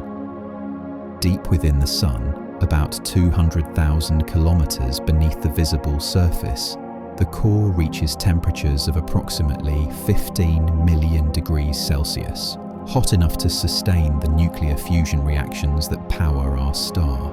At these extreme temperatures, hydrogen atoms are moving so fast and colliding with such force that they overcome their natural electromagnetic repulsion and fuse together, combining 4 hydrogen nuclei into one helium nucleus and releasing energy in the process. The core is also unimaginably dense, about 150 times denser than water, with pressure 250 billion times greater than atmospheric pressure at Earth's surface. These conditions are necessary to sustain fusion. Anywhere cooler or less dense, and the reactions would cease. Energy created in the core doesn't travel directly to the surface, but instead takes an incredibly long time to work its way outward, bouncing around in random directions through the Sun's interior. A single photon created in the core might take 100,000 to 200,000 years to reach the surface, having been absorbed and re-emitted countless times along the way. By the time energy finally escapes as sunlight, the Sun's surface is much cooler, a relatively comfortable 5,500 degrees Celsius. The Sun's energy output isn't always constant. Occasionally, it releases sudden, violent bursts of energy. Solar flares are sudden, intense explosions on the Sun's surface that release enormous amounts of energy in minutes to hours. A large solar flare can release energy equivalent to millions of 100 megaton hydrogen bombs exploding simultaneously, or about 1/6 of the Sun's total energy output per second. These explosive events occur when magnetic field lines in the Sun's corona, the outermost layer of its atmosphere, become twisted and tangled, suddenly reconnect, and release their stored magnetic energy. The energy heats plasma to tens of millions of degrees and accelerates particles to nearly the speed of light. Solar flares emit radiation across the entire electromagnetic spectrum, from radio waves through visible light to X-rays and gamma rays, with the most intense emission in X-rays. The charged particles accelerated by flares can reach Earth within minutes to hours, potentially disrupting satellite operations, radio communications, and even power grids. Major solar flares are often accompanied by coronal mass ejections, though the two phenomena are distinct and don't always occur together. Solar flares follow an approximately 11-year cycle of solar activity, with more frequent and intense flares occurring during solar maximum. The Sun also produces a constant outflow of particles that fills the entire solar system. The Sun doesn't just radiate light and heat, it also releases a constant stream of charged particles called the solar wind that flows outward through the entire solar system. This wind typically moves at speeds between 400 and 750 kilometers per second, though during strong solar storms, it can reach speeds over 1,000 kilometers per second. The solar wind consists primarily of electrons and protons that have escaped from the Sun's corona, which is so hot, over 1,000,000 degrees Celsius, that the Sun's gravity cannot hold onto it. Every second, the Sun loses about 6 billion kilograms of material through the solar wind, though this is negligible compared to the Sun's total mass and will have minimal effect even over billions of years. The solar wind carries the Sun's magnetic field throughout the solar system, creating a region called the heliosphere that extends far beyond the orbits of the planets. At Earth, the solar wind typically has a density of only about 5 to 10 particles per cubic centimeter, an excellent vacuum by terrestrial standards, but it travels fast enough to have significant effects. Earth's magnetic field deflects most solar wind particles, channeling them around our planet, though some enter near the poles and create auroras. The Voyager spacecraft have traveled through the heliosphere's boundary into interstellar space, where the solar wind's influence finally ends. Occasionally, the Sun releases far more dramatic bursts of material. Coronal mass ejections, or CMEs, are enormous eruptions of plasma and magnetic field from the Sun's corona, releasing billions of tons of material into space at speeds of hundreds to over 1,000 kilometers per second. Unlike solar flares, which release primarily radiation and energetic particles, CMEs hurl massive clouds of magnetized plasma across the solar system. When a CME is directed toward Earth and strikes our planet's magnetic field, it can trigger powerful geomagnetic storms that have practical consequences for modern technology. These storms can damage or destroy satellites, disrupt GPS navigation, interfere with radio communications, and induce electrical currents in power grids that can potentially cause blackouts. The most powerful geomagnetic storm in recorded history, the Carrington event of 1859, caused auroras visible near the equator and induced currents strong enough to shock telegraph operators and set telegraph paper on fire. If a similar event occurred today, it could cause trillions of dollars in damage to our technology-dependent infrastructure. Space weather forecasters monitor the Sun constantly for CMEs and issue warnings when Earth-directed events occur, typically providing 1 to 3 days of advance notice. The particles from CMEs can take anywhere from 15 hours to several days to reach Earth, depending on their speed and the solar wind conditions they travel through. These solar phenomena remind us that we live within our star's extended atmosphere, connected to processes occurring 150 million kilometers away. Stepping away from our immediate neighborhood, Other galaxies populate the cosmos, including one approaching us through space.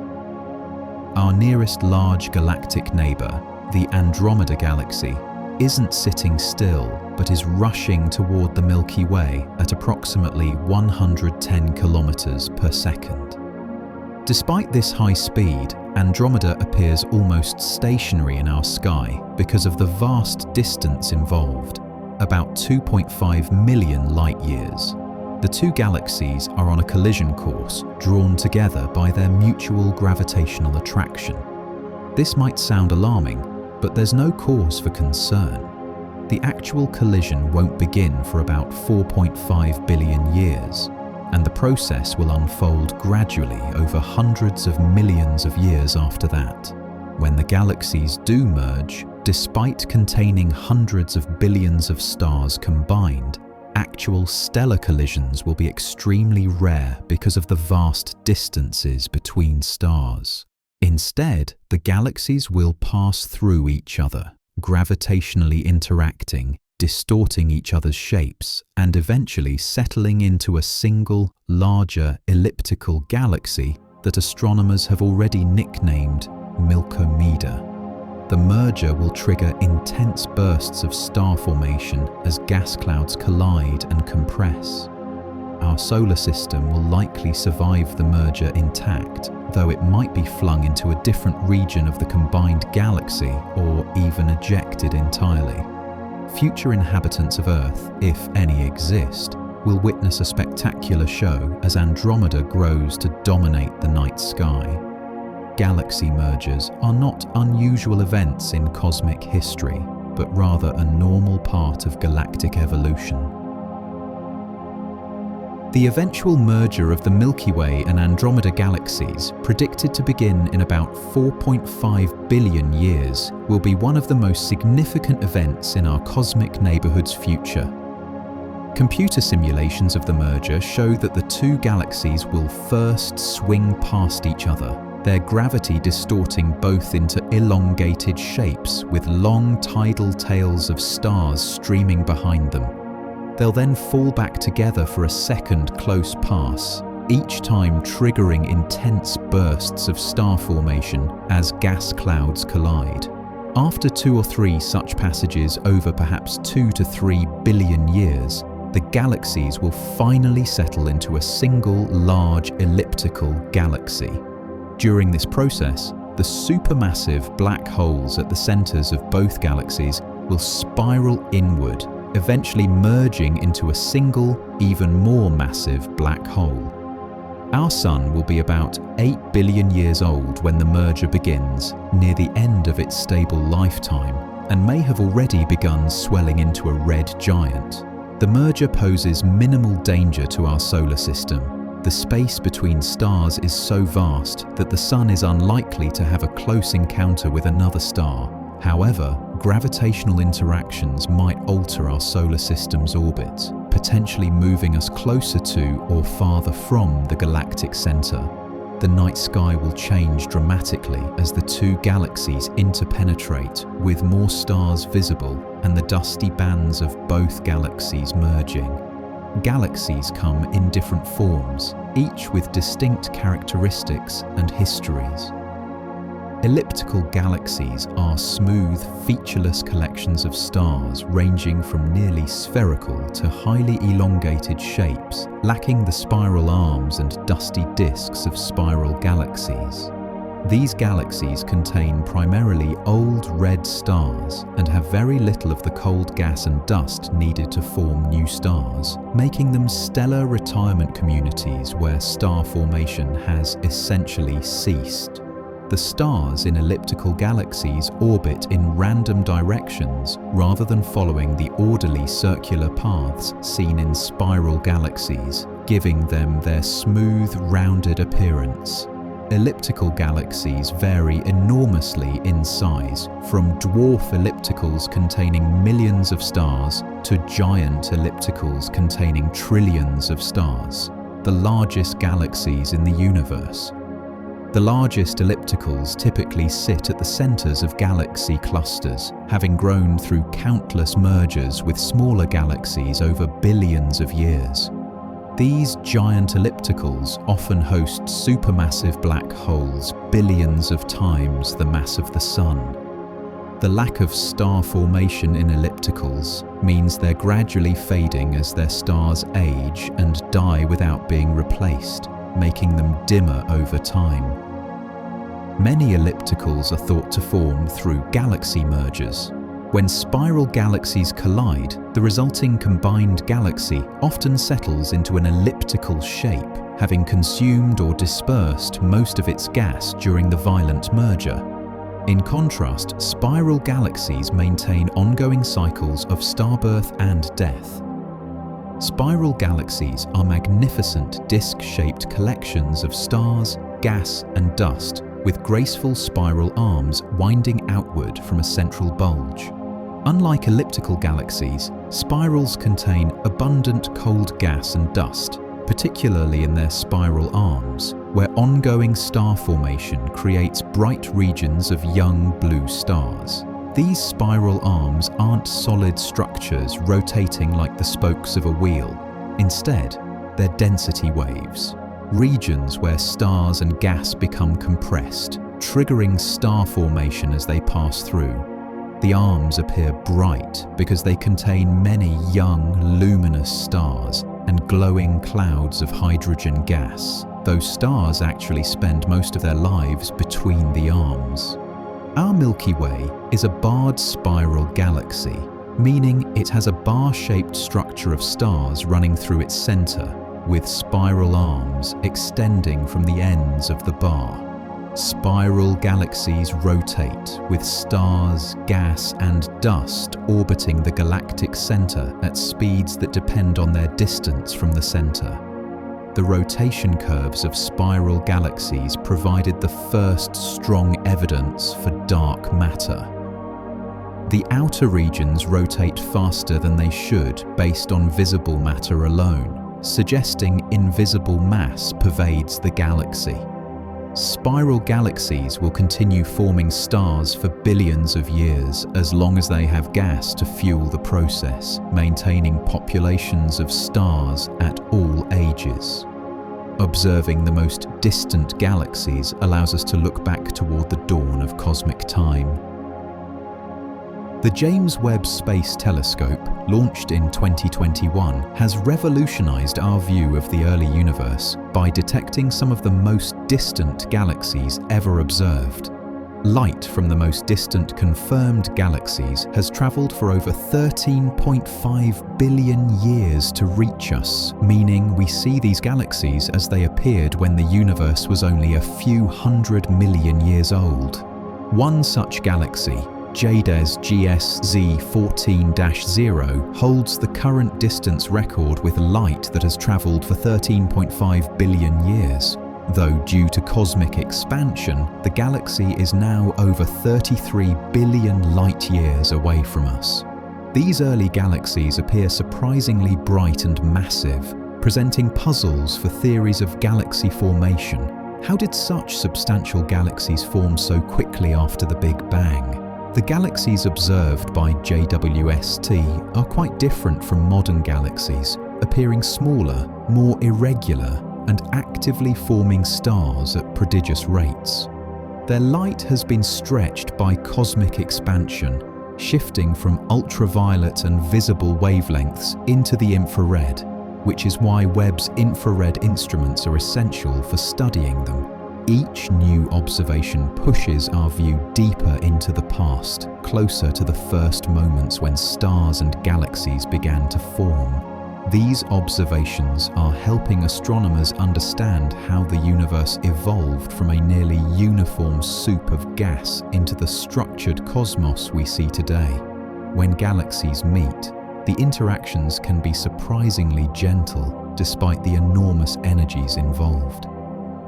When two galaxies collide and merge, it might seem like a violent, destructive event, but the reality is surprisingly peaceful for individual stars. Despite each galaxy containing billions of stars, The space between stars is so vast that direct stellar collisions are extraordinarily rare. To understand why, consider that the typical distance between stars is about 30 million times their size, like marbles spaced kilometers apart. When two galaxies pass through each other, their stars simply interpenetrate, each passing through the space between the other galaxy's stars with almost no chance of collision. What does interact dramatically is the gas and dust. When gas clouds from two galaxies collide, they compress and heat, triggering intense bursts of star formation and creating the spectacular bridges and tails visible in images of merging galaxies. The gravitational influence of the passing galaxy distorts stellar orbits, potentially flinging some stars into intergalactic space or drawing them into the combined galaxy's center. Close approaches to other stars might disrupt planetary systems, though even such encounters are rare.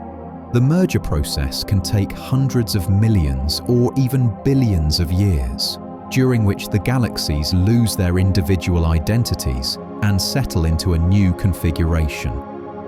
Observing galaxy mergers at various stages helps astronomers understand this important process in galactic evolution.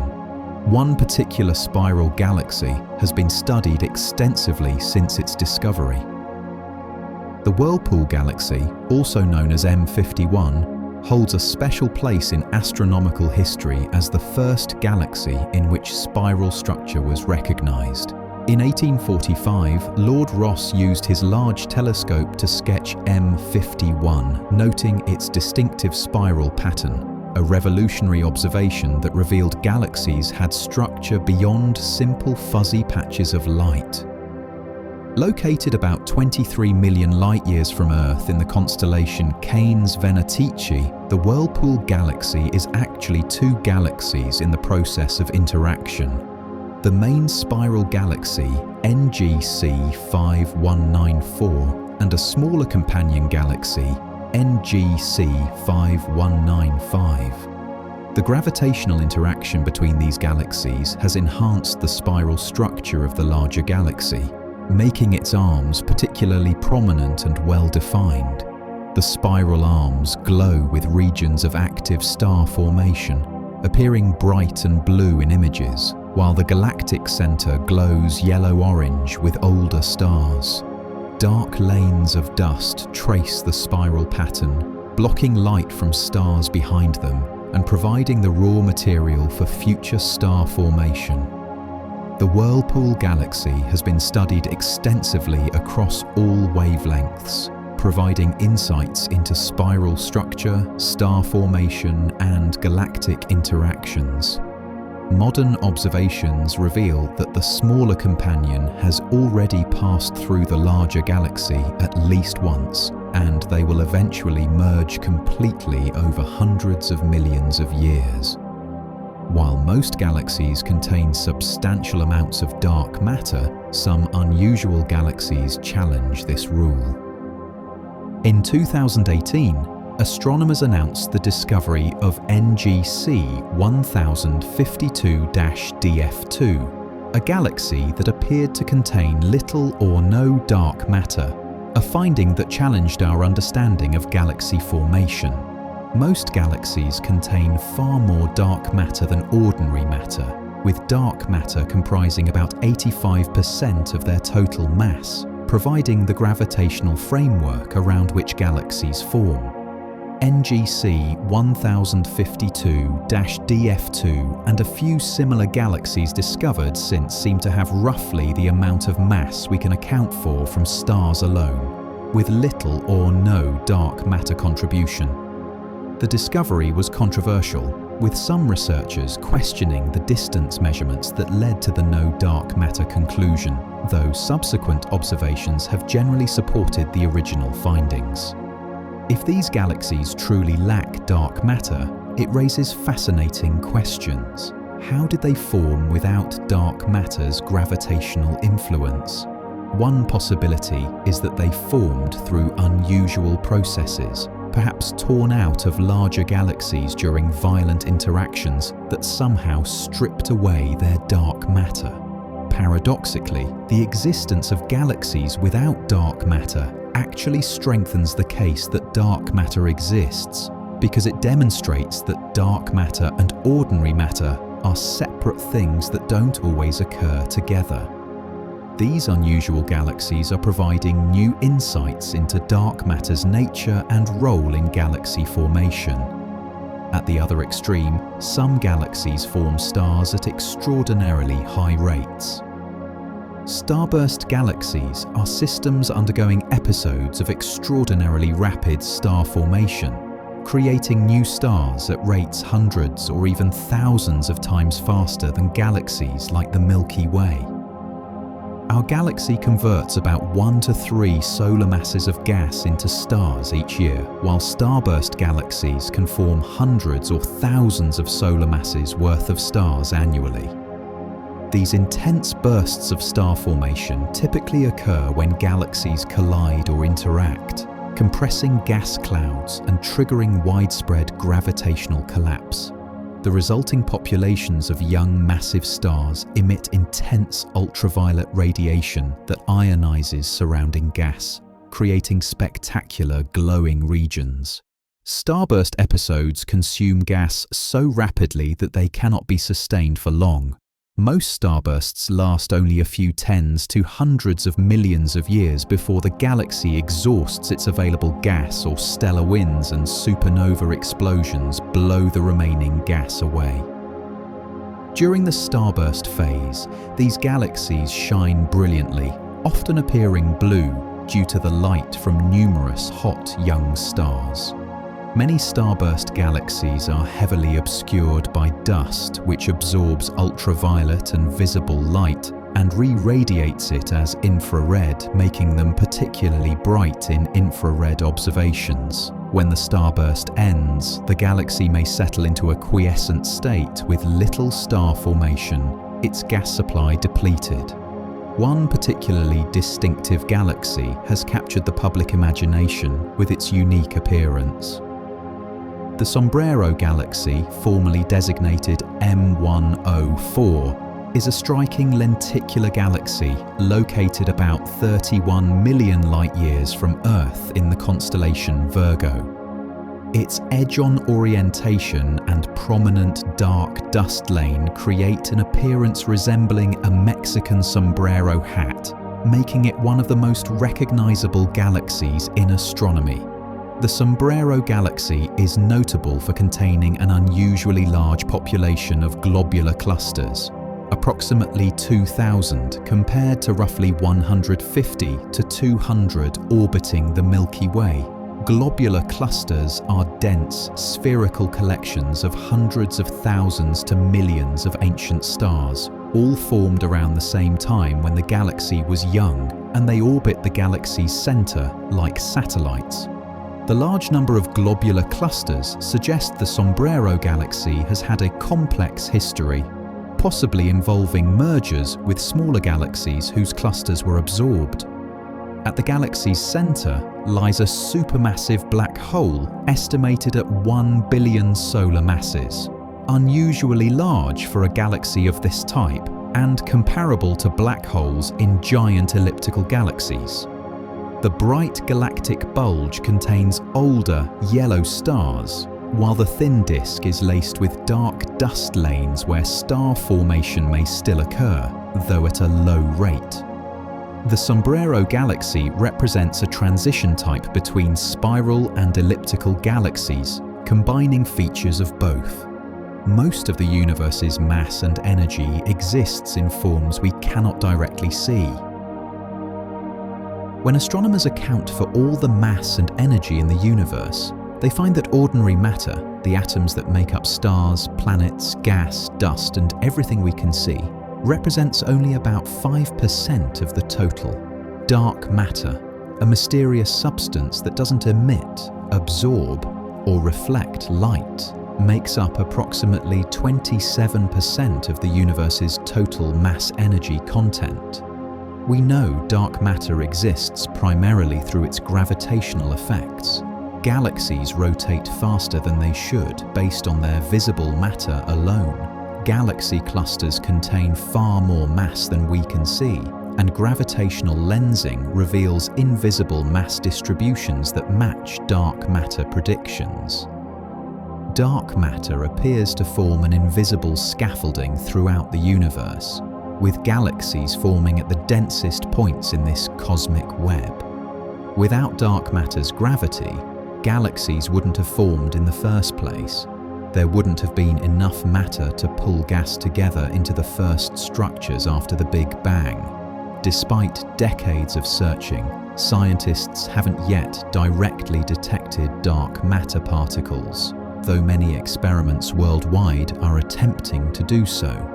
Leading candidates include weakly interacting massive particles, WIMPs, and axions, though dark matter might consist of something entirely unexpected. Understanding dark matter is one of the most pressing questions in modern physics and cosmology. But dark matter isn't even the most mysterious component of the universe.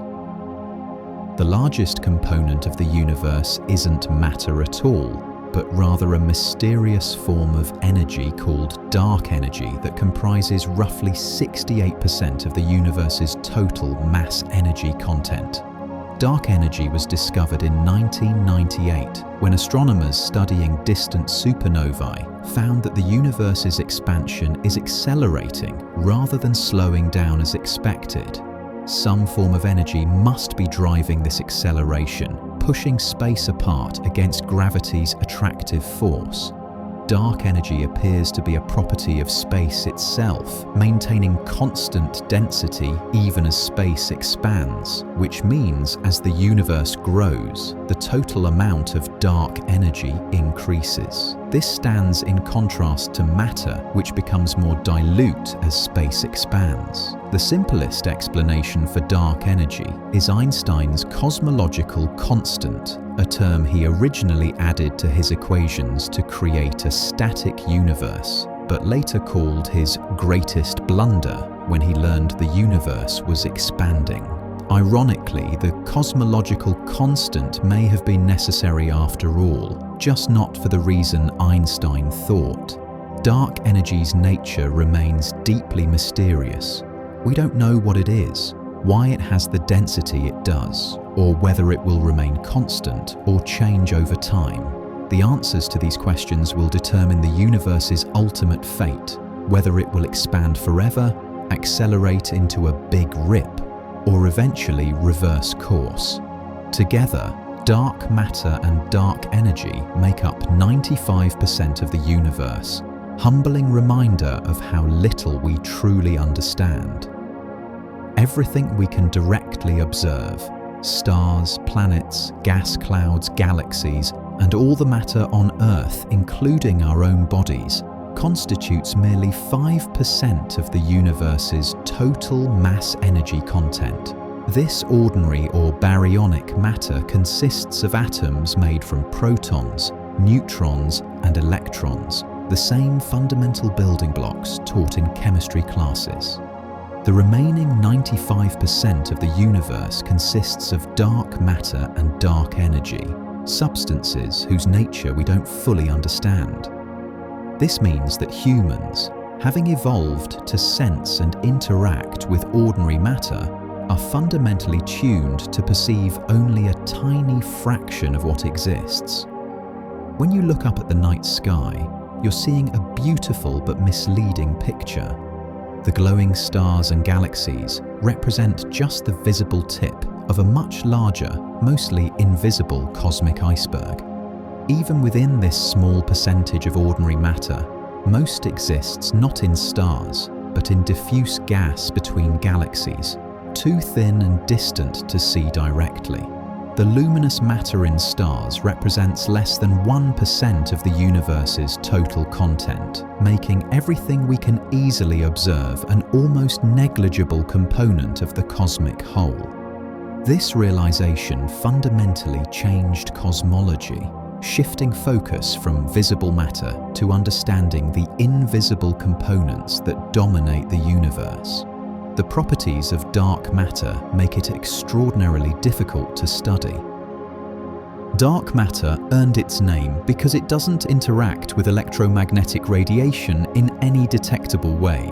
It doesn't emit light, doesn't absorb light passing through it, and doesn't reflect light that strikes it.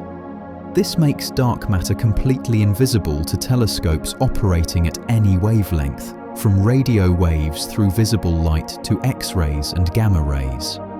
The only way dark matter makes its presence known is through gravity, which affects ordinary matter and bends light passing nearby. This invisible nature makes studying dark matter extraordinarily challenging. Scientists must infer its properties and distribution indirectly by observing its gravitational effects. The fact that dark matter doesn't interact electromagnetically suggests it's made of particles fundamentally different from ordinary matter, perhaps not even part of the standard model of particle physics that describes all known particles and forces.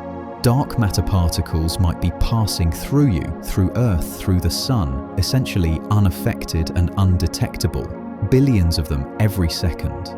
Deep underground laboratories around the world are attempting to detect extremely rare interactions between dark matter particles and ordinary matter, shielded from cosmic ray interference that would overwhelm the subtle signals they're searching for. Understanding what dark matter is made of would represent one of the greatest discoveries in physics, potentially requiring new fundamental particles or even new forces of nature. Despite being invisible, dark matter's presence is revealed through several compelling lines of evidence, all related to gravity. The first strong evidence came from galaxy rotation curves. When astronomers measure how fast stars orbit at different distances from a galaxy's center, they find that the outer regions move much faster than they should if only visible matter were present. This implies that galaxies are embedded in massive halos of invisible matter, extending far beyond the visible disk. Galaxy clusters provide another line of evidence. They contain more mass than can be accounted for by visible galaxies and hot gas, as measured by the cluster's gravity. Gravitational lensing, where the path of light is bent by mass, reveals dark matter distributions by showing more lensing than visible matter alone could produce. Observations of colliding galaxy clusters like the famous Bullet cluster show that most mass is located in different places than most visible matter, demonstrating that dark matter and ordinary matter are separate components. Simulations of structure formation in the universe show that without dark matter, galaxies and large-scale structures couldn't have formed in the time available since the Big Bang. Together, these independent lines of evidence convince astronomers that dark matter truly exists, even if we don't yet know what it is. The first hints of dark matter came from a specific type of observation. In the 1970s, astronomer Vera Rubin and her colleagues made careful measurements of how fast stars and gas orbit in spiral galaxies at different distances from the galactic center. They expected to find that orbital speeds would decrease with distance from the center, similar to how planets farther from the Sun orbit more slowly than those closer in. Instead, they discovered that orbital speeds remained roughly constant or even slightly increased at large distances, a pattern now called flat rotation curves. This observation implied that galaxies contain far more mass than can be accounted for by visible stars and gas, and that this mass extends far beyond the visible edges of galaxies. The simplest explanation was that galaxies are surrounded by massive halos of invisible dark matter, providing the additional gravity needed to explain the high orbital speeds. Earlier observations by Fritz Zwicky in the 1930s had hinted at missing mass in galaxy clusters, but Rubin's rotation curve measurements provided clearer, more systematic evidence. These findings revolutionized our understanding of galaxies and the universe, though they were initially met with skepticism. Today, flat rotation curves remain one of the strongest pieces of evidence for dark matter, observed in hundreds of galaxies across the universe. The discovery of accelerating expansion added another mystery to our cosmic inventory. For most of cosmic history after the Big Bang, astronomers assumed that the expansion of the universe was gradually slowing down due to the mutual gravitational attraction of all matter. This seemed to make intuitive sense. Gravity pulls everything together, so it should break the expansion over time. Observations of distant Type Ia supernovae in 1998, however, revealed something completely unexpected. The universe's expansion is actually speeding up, accelerating rather than decelerating. This acceleration requires some form of energy that acts repulsively rather than attractively, pushing space apart. This mysterious component, dubbed dark energy, appears to be a property of space itself, maintaining constant density even as space expands. As the universe grows larger, there's more space, and thus more dark energy, causing the expansion to accelerate ever faster. The acceleration means that galaxies are moving away from each other at increasing rates, and distant galaxies are receding from us faster than the speed of light. Not by moving through space, but because space itself is expanding. This has profound implications for the universe's future. If dark energy remains constant, the expansion will continue accelerating forever, eventually carrying distant galaxies beyond our cosmic horizon, where we'll never be able to see them again. The nature of dark energy remains one of physics' deepest mysteries. The discovery of dark energy came from two independent research teams studying Type Ia supernovae, explosions of white dwarf stars that serve as standard candles because they all reach roughly the same peak brightness. By comparing how bright these supernovae appear with how bright they should be based on their distances, astronomers can measure cosmic expansion at different times in the universe's history. The teams expected to measure how much the universe's expansion had slowed over time due to gravity. Instead, they found that distant supernovae were dimmer than expected, indicating they were farther away than they should be if the universe's expansion were merely coasting or decelerating. The only explanation was that the expansion had accelerated, carrying these galaxies farther away than expected. This shocking discovery won the 2011 Nobel Prize in Physics for Saul Perlmutter, Brian Schmidt, and Adam Rees. The finding implied that roughly 70% of the universe consists of dark energy, a component that had been completely unexpected. In the years since, additional observations from cosmic microwave background measurements, galaxy surveys, and other techniques have confirmed the reality of cosmic acceleration. Understanding what dark energy actually is remains a central challenge. It might be Einstein's cosmological constant, a dynamic field that changes over time, or something even stranger. The discovery transformed cosmology from a field studying how the universe evolved to one grappling with its ultimate fate. The cosmic microwave background, or CMB, is a faint glow of microwave radiation that fills the entire universe, representing the oldest light that has traveled freely through space. This radiation was released about 380,000 years after the Big Bang, at a crucial moment called recombination, when the universe cooled enough for electrons and protons to combine into neutral hydrogen atoms for the first time. Before recombination, the universe was a hot, ionized plasma where photons constantly scattered off free electrons, making space opaque, like being inside a glowing fog. Once neutral atoms formed, photons could travel freely without constant scattering, and the universe became transparent. Those photons have been traveling through expanding space ever since, stretched by cosmic expansion from visible light into microwaves. The CMB has a nearly uniform temperature of about 2.7 Kelvin, about -270 degrees Celsius, with tiny fluctuations of only a few millionths of a degree that represent density variations in the early universe. These subtle temperature variations are incredibly important because they seeded all the large-scale structures we see today: galaxies, clusters, and the cosmic web. The CMB serves as a baby picture of the universe, showing what conditions were like when the cosmos was just 380,000 years old, less than 0.003% of its current age. Studying the CMB has become one of the most powerful tools in cosmology.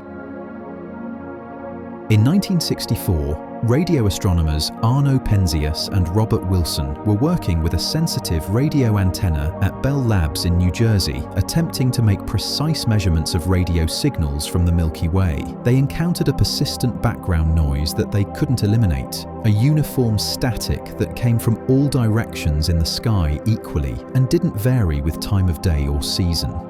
They checked everything. They cleaned out pigeon droppings from the antenna, recalibrated their equipment, and eliminated every possible source of interference they could think of. But the noise remained. Unknown to them, physicists at nearby Princeton University were predicting that if the Big Bang theory was correct, there should be a faint afterglow of radiation from the early universe filling all of space. When the groups learned of each other's work, they realized that Penzias and Wilson had accidentally discovered this cosmic microwave background radiation. The discovery provided powerful evidence supporting the Big Bang theory over rival cosmological models and transformed our understanding of the universe's origin. Penzias and Wilson were awarded the Nobel Prize in Physics in 1978 for their discovery. The CMB has since been studied in exquisite detail by several dedicated satellite missions, each revealing new insights into the early universe and confirming predictions of Big Bang cosmology with remarkable precision. Before the CMB was released, the universe was very different from today. In its earliest epochs, the universe was so hot and dense that atoms couldn't form. Instead, matter existed as a plasma of free protons, electrons, and other particles. In this state, photons, particles of light, couldn't travel far without colliding with free electrons, which scattered them in random directions. This constant scattering made the universe opaque, like trying to see through a glowing fog. No matter how good a telescope you might have had, you couldn't have seen farther than a small distance before light scattered away. This opacity persisted for roughly the first 380,000 years as the universe expanded and cooled, with the radiation trapped in constant interaction with matter. The universe during this period was incredibly bright and hot, glowing with intense radiation that was everywhere at once. But this light couldn't travel freely through space. As time passed and the universe expanded, temperatures dropped and eventually the universe cooled enough for electrons and protons to combine into neutral hydrogen atoms in a process called recombination. Once atoms formed, photons could finally travel freely without constant scattering, and the universe became transparent.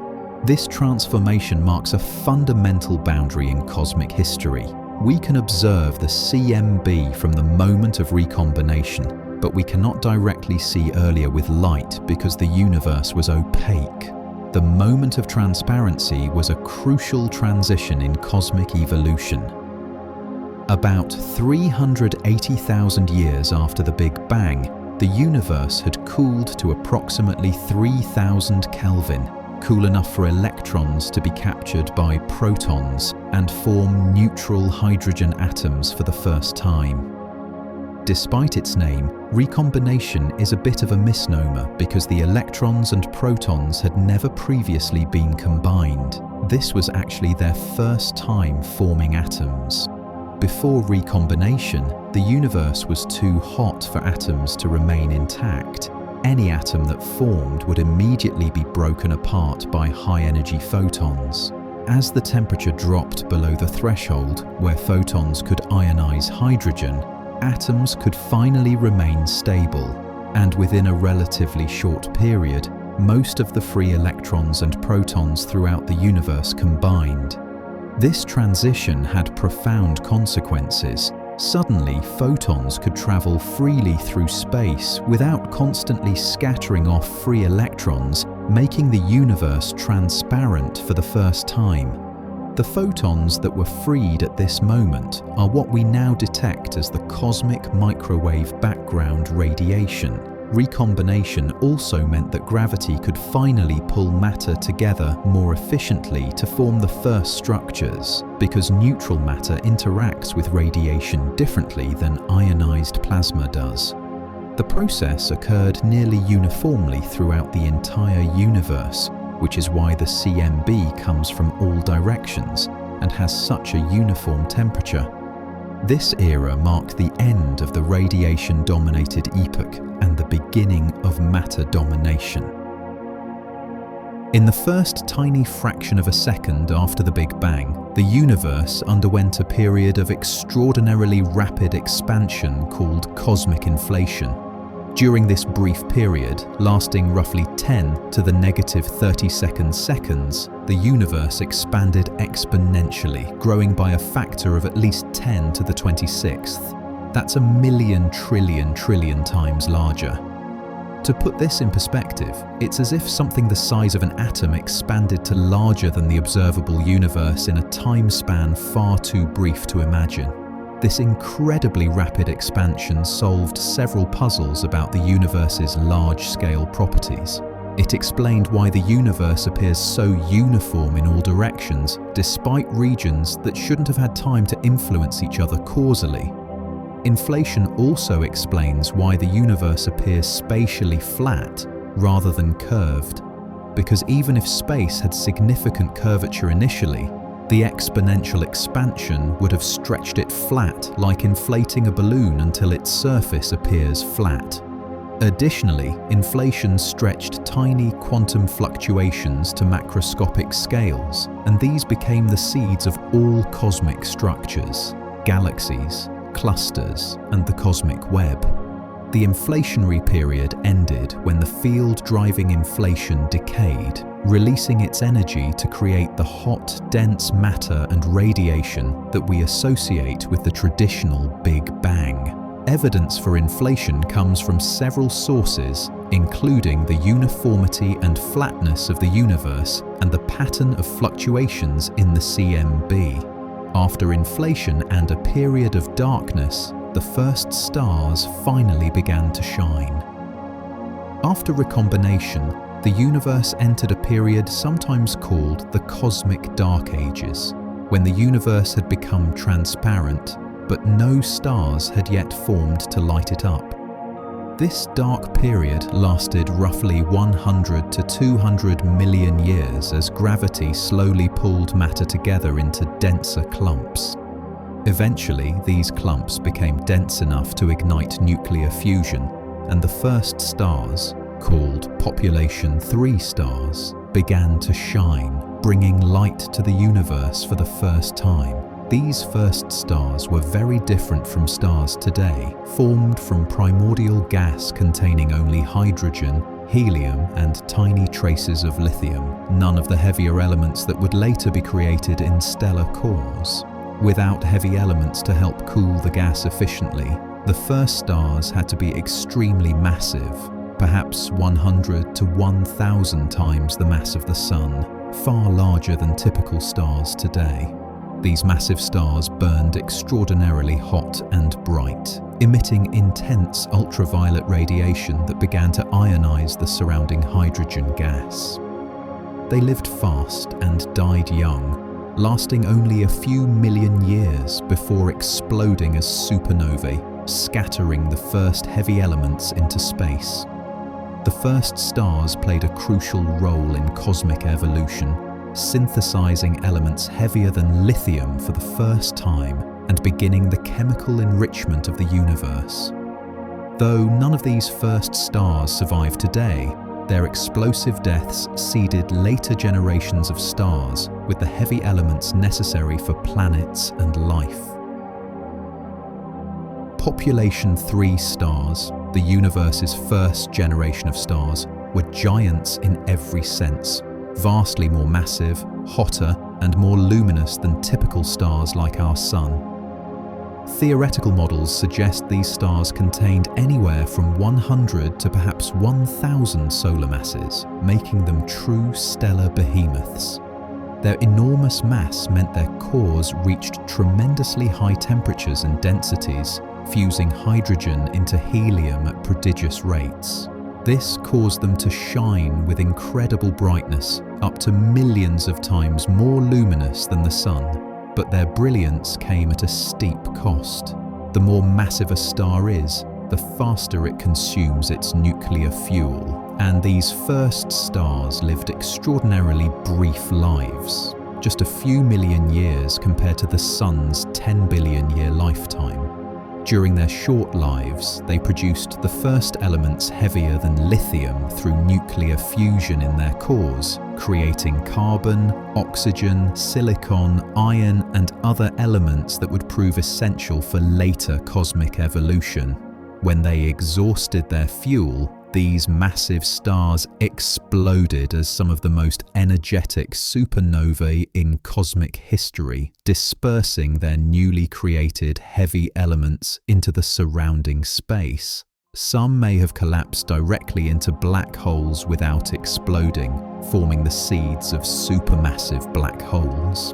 Though we've never directly observed a population 3 star, they all died billions of years ago, astronomers continue searching for the most distant, earliest galaxies that might contain them. The light from these first stars began to transform the universe fundamentally. After the first stars formed and began shining, their intense ultraviolet radiation started ionizing the neutral hydrogen gas that filled the universe, stripping electrons from hydrogen atoms and turning the gas back into a plasma.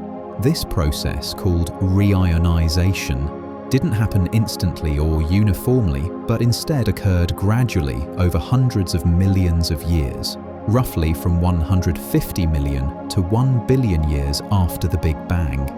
The first stars and galaxies created bubbles of ionized gas around themselves, and as more stars formed, these bubbles grew and eventually overlapped until eventually all the hydrogen in intergalactic space was ionized. This transformation was crucial for allowing light to propagate freely through the universe. While space had been transparent to CMB photons after recombination, the neutral hydrogen could absorb ultraviolet light, creating a partial fog. Reionization cleared this fog completely, making the universe fully transparent at all wavelengths. The process required an enormous amount of energy, as every hydrogen atom in the vast expanses of intergalactic space needed to have its electrons stripped away. Early galaxies and quasars provided this energy through the combined ultraviolet radiation from countless stars and active black holes.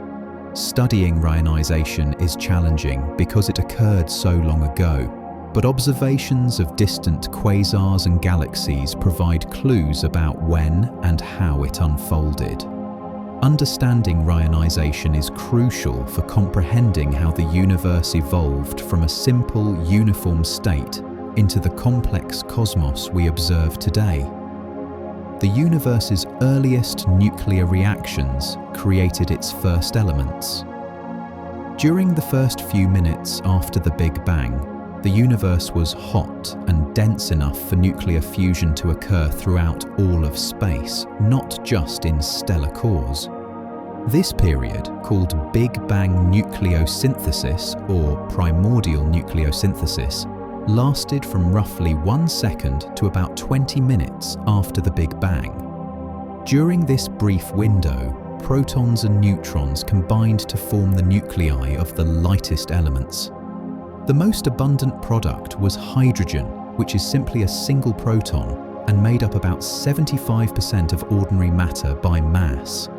About 25% became helium-4, which has 2 protons and 2 neutrons, along with trace amounts of deuterium, heavy hydrogen with 1 proton and 1 neutron, helium-3, and lithium.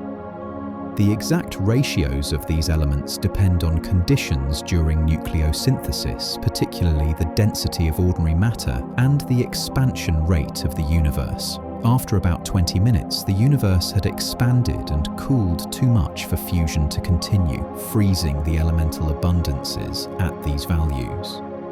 No heavier elements could form in any significant quantities because there was no stable element with 5 nucleons to bridge the gap to heavier elements. The predicted abundances of these light elements match observations remarkably well, providing some of the strongest evidence supporting the Big Bang theory. All heavier elements, carbon, oxygen, iron, and everything else in the periodic table, would have to wait until the first stars formed to be created. The conditions in the universe's first moments were almost unimaginably extreme. 1 second after the Big Bang might seem like the very beginning, but by then the universe had already gone through tremendous evolution and expansion.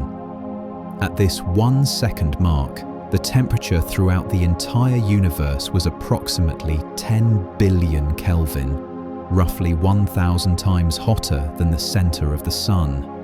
At such extreme temperatures, matter couldn't exist in any familiar form. There were no atoms, no atomic nuclei, not even stable protons and neutrons yet.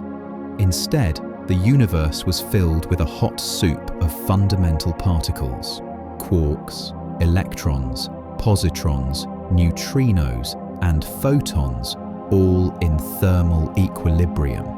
The universe was expanding and cooling rapidly, and within the next few minutes, it would cool enough for quarks to combine into protons and neutrons, and for these to begin forming light element nuclei. The entire observable universe was much smaller than it is today, though still vastly larger than it had been at even earlier times. The energy density was enormous, with particles colliding at energies that we can barely replicate in our most powerful particle accelerators. To understand physics at even earlier times requires extrapolating theories beyond what we can test experimentally, making the first fractions of a second somewhat speculative.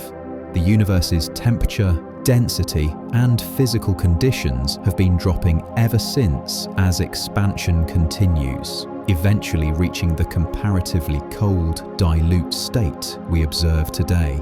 Everything in our universe was forged in the cores of ancient stars.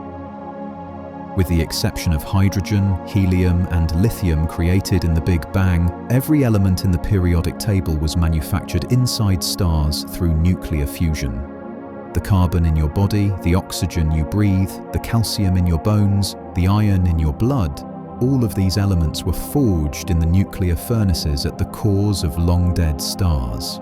Stars spend most of their lives fusing hydrogen into helium, but more massive stars can create progressively heavier elements through successive fusion reactions. As a star ages and exhausts one type of fuel, its core contracts and heats up until it's hot enough to fuse the heavier element into something even heavier. This process creates layers like an onion, with different elements being fused in different shells. The process continues up to iron. Fusing iron requires energy rather than releasing it, so iron fusion cannot occur in normal stellar cores. Elements heavier than iron are created in different ways, primarily in supernova explosions where neutrons are captured by lighter nuclei in rapid succession, and in neutron star mergers. When these massive stars explode or merge, they scatter their newly created elements into space, where they mix with interstellar gas and eventually become incorporated into new stars, planets, and even living beings. This means we are quite literally made of stardust, composed of atoms that once resided in stellar cores. The most precious metals originated in the universe's most violent events. The gold in jewelry, the platinum in catalytic converters, and other very heavy elements require more extreme conditions to form than even supernova explosions typically provide. For decades, astronomers suspected these elements were created in neutron star mergers, but lacked direct evidence. In 2017, gravitational wave detectors and telescopes worldwide observed a neutron star merger 130 million light-years away, detecting both gravitational waves and electromagnetic radiation. Follow-up observations revealed signatures of heavy element synthesis, confirming that neutron star mergers create significant quantities of gold, platinum, uranium, and other heavy elements. When two neutron stars spiral together and merge, they create conditions of extraordinary density and temperature with tremendous numbers of neutrons available. In this environment, atomic nuclei can capture many neutrons in rapid succession, building up to very heavy elements in a process called rapid neutron capture, or R process nucleosynthesis. A single neutron star merger can produce several Earth masses worth of gold and platinum, along with many other heavy elements. These elements are then ejected into space at high velocities, mixing with interstellar gas and eventually being incorporated into later generations of stars and planets. Some unusually energetic supernova, called collapsers or hypernovae, may also produce heavy elements through similar processes. Earth's gold likely came from multiple neutron star mergers that occurred before our solar system formed. Our very existence depends on the legacy of countless ancient stars. Every atom in your body, with the exception of hydrogen, which dates from the Big Bang, was created inside stars or in stellar explosions. But contrary to earlier estimates, the elements in our solar system likely came from only a small number of stellar generations, probably somewhere between 2 and 10 generations of massive short-lived stars. This is because most stars are low-mass red dwarfs that live for trillions of years and haven't died yet, contributing nothing to chemical enrichment. The heavy elements we observe come from massive stars that live only a few million years, explode as supernovae, and scatter their products into space. Our solar system formed 4.6 billion years ago from a cloud of gas enriched by these previous stellar generations. The specific pattern of element abundances in the solar system, including unusual isotopic ratios of certain elements, can be explained by contributions from a few nearby supernovae and possibly an asymptotic giant branch star that contaminated the solar nebula shortly before the Sun formed. Some elements in your body might have been created in a supernova just a few million years before the solar system formed, making them relatively fresh on cosmic timescales.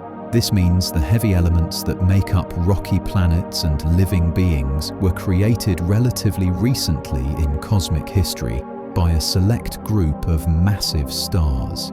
Every carbon atom in your DNA, every oxygen molecule you breathe, and every iron atom in your blood is stardust recycled from ancient stellar furnaces. The universe's chemistry started simple and gradually grew more complex. Carbon, the foundation of all organic chemistry and thus all known life, is primarily created through a process called the triple alpha process in the cores of red giant stars. This process occurs when a star has exhausted the hydrogen in its core and begins fusing helium instead.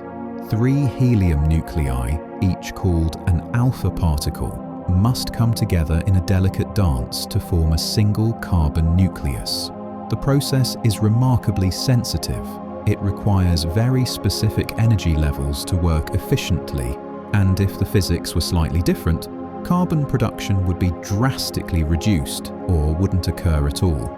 This led physicist Fred Hoyle to correctly predict the existence of a specific excited state of carbon before it was experimentally confirmed, based solely on the argument that carbon must be efficiently produced for us to exist. Once carbon is created, some of it is further fused into oxygen and heavier elements, but a substantial amount remains as carbon.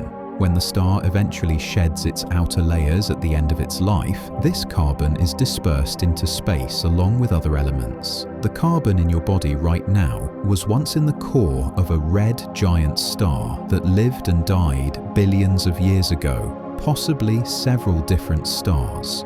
Carbon's unique chemistry, with its ability to form 4 bonds and create complex molecules, makes it ideal for the intricate biochemistry of life. Without the triple alpha process and the specific nuclear properties that make it efficient, the universe would contain far less carbon, and life as we know it probably couldn't exist. The oxygen we breathe also has a stellar origin. Oxygen, the third most abundant element in the universe after hydrogen and helium, is created in the cores of massive stars through nuclear fusion. After a star has fused hydrogen into helium and helium into carbon, it continues to fuse progressively heavier elements if it's massive enough. Carbon fuses with helium to form oxygen, and this oxygen can then undergo further fusion reactions in the stellar core's different layers as the star ages. The process occurs at temperatures exceeding 100 million Kelvin in the late stages of massive star evolution. Much of the oxygen in the universe was created in stars at least 8 times the mass of the Sun, which live for only tens of millions of years before exploding as supernovae. During the supernova explosion, the oxygen created during the star's life is blasted into space at tremendous velocities, mixing with the interstellar medium. Over cosmic time, as generation after generation of massive stars have lived and died, they've steadily enriched the universe with oxygen. The oxygen in water, in Earth's atmosphere, and in your body, every breath you take, consists of atoms forged in stellar furnaces billions of years ago. Some of the oxygen in your lungs right now might have been created in different stars at different times, mixing in the interstellar medium before being incorporated into the cloud that formed our solar system. This stellar oxygen production continues throughout the galaxy today, with each supernova adding more oxygen to the cosmic mix. The universe's initial composition was dramatically simpler than today's. In the first few minutes after the Big Bang, primordial nucleosynthesis created only the 3 lightest elements: hydrogen, about 75% by mass, helium, about 25%, and tiny traces of lithium and deuterium. That was it. The entire periodic table reduced to just 3 elements. For hundreds of millions of years, until the first stars formed, these were the only elements that existed anywhere in the universe. No carbon, no oxygen, no iron, no silicon. None of the elements necessary for rocky planets or biological chemistry existed yet. This primordial composition meant the first stars formed from extraordinarily pure hydrogen and helium, creating very different conditions from star formation today, which occurs in gas clouds enriched with heavier elements. The trace amounts of lithium, while tiny, are interesting because modern observations find less lithium in old stars than Big Bang nucleosynthesis predicts should exist, presenting an unresolved puzzle called the lithium problem. The universe's evolution from this simple 3-element composition to the rich chemistry we see today required billions of years and countless stellar generations. Each generation of stars added more heavy elements to the cosmic mix. gradually building up the chemical complexity that would eventually allow for planets, minerals, organic molecules, and life. When you look at the diversity of matter around you, minerals, metals, plastics, living tissue, remember that all of this complexity arose from a universe that began with only hydrogen and helium. Even in the emptiness of interstellar space, chemistry has managed to occur. The vast spaces between stars are not completely empty, but contain thin clouds of gas and dust, and surprisingly, these clouds host rich chemistry. Astronomers have detected over 200 different molecules in interstellar space, including many complex organic molecules. These include simple molecules like water, carbon monoxide, and ammonia, but also much more complex species like alcohols, ethers, and even amino acids, the building blocks of proteins. Some detected molecules contain 10 or more atoms, approaching the complexity of simple biological molecules. This chemistry occurs despite the extremely low density, often just a few hundred to a few thousand atoms per cubic centimetre, a far better vacuum than we can achieve in laboratories on Earth. The chemistry occurs on the surfaces of dust grains, where molecules can meet, stick together, and undergo reactions protected from destructive ultraviolet radiation. Some molecules are also formed in the outer atmospheres of dying stars and dispersed into space. The presence of organic molecules in space, including some of the building blocks of life, suggests that the raw materials for life might be common throughout the universe. Some of these molecules were likely present in the cloud that collapsed to form our solar system, and may have been delivered to early Earth by comets and meteorites, possibly contributing to the emergence of life. This demonstrates that the chemistry of life isn't unique to planets, but occurs throughout the cosmos wherever conditions allow. The diversity of planets in the universe far exceeds what we once imagined. For most of human history, we knew of only the planets in our own solar system. The first exoplanet orbiting a Sun-like star was discovered in 1995, and since then, the floodgates have opened. Observations, particularly from NASA's Kepler Space Telescope, have revealed that planets are extraordinarily common. Nearly every star has at least one planet on average, and many stars host multiple planets. Statistical analyses of the Kepler data suggest there are likely more planets than stars in the Milky Way, meaning the galaxy contains hundreds of billions of planets. These planets come in enormous variety. Hot Jupiters that orbit their stars in mere days, super-Earths larger than our planet but smaller than Neptune, ice giants, rocky worlds, and probably planet types we haven't discovered yet. Some orbit in the habitable zones of their stars where liquid water could exist, raising the possibility of life. Many planetary systems look quite different from our orderly solar system, with giant planets close to their stars and highly elliptical orbits. The sheer number of planets suggests that Earth-like worlds might be relatively common, though we don't yet know how many possess the specific conditions necessary for life. Each planet represents a unique world with its own geology, atmosphere, and history. We've only characterized a tiny fraction of exoplanets in detail, but as technology improves, we'll learn more about these distant worlds and perhaps one day find signs of life beyond Earth. The first confirmed exoplanet discovery opened a new era in astronomy.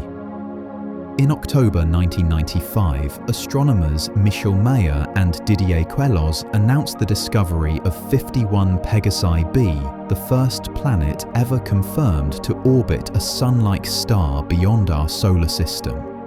The planet was detected using the radial velocity method, which measures the tiny wobble a planet's gravity induces in its parent star. The discovery was shocking in several ways.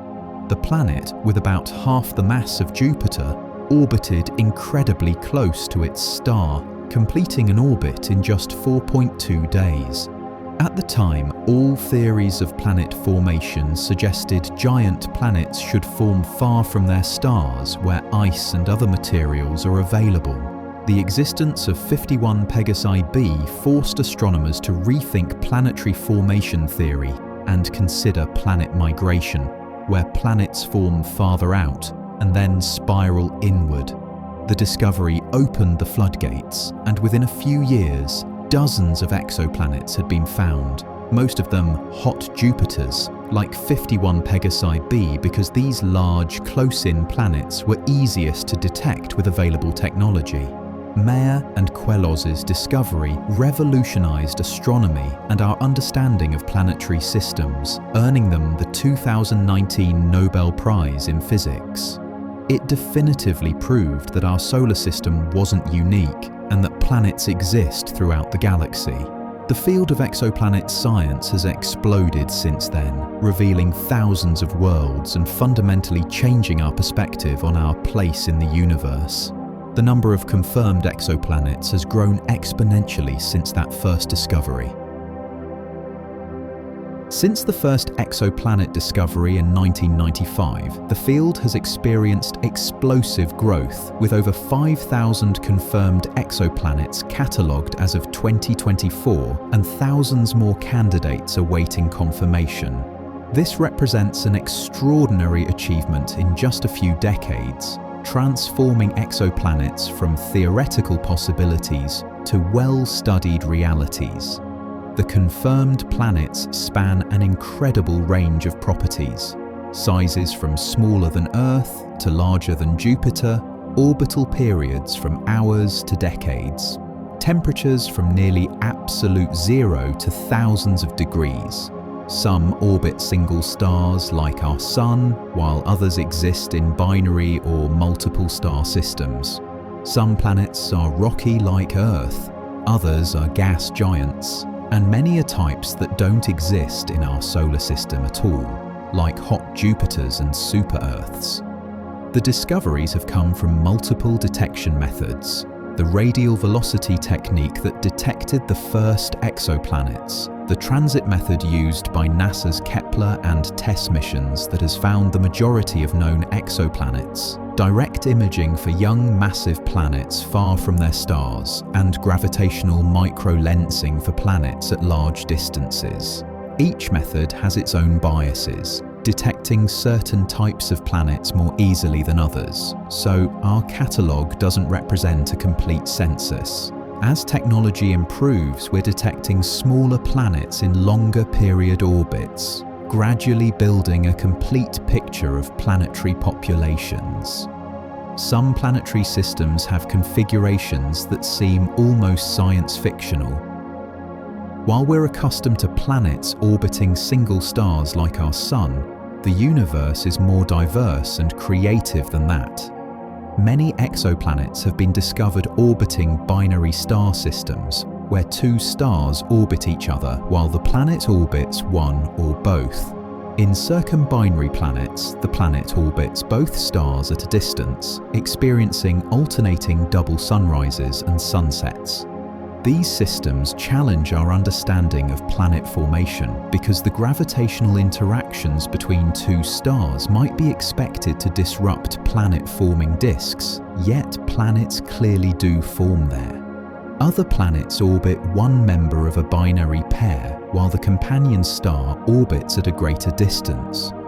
A few planets have even been found in triple star systems, where three stars are bound together gravitationally and planets somehow manage to form and maintain stable orbits despite the complex gravitational environment.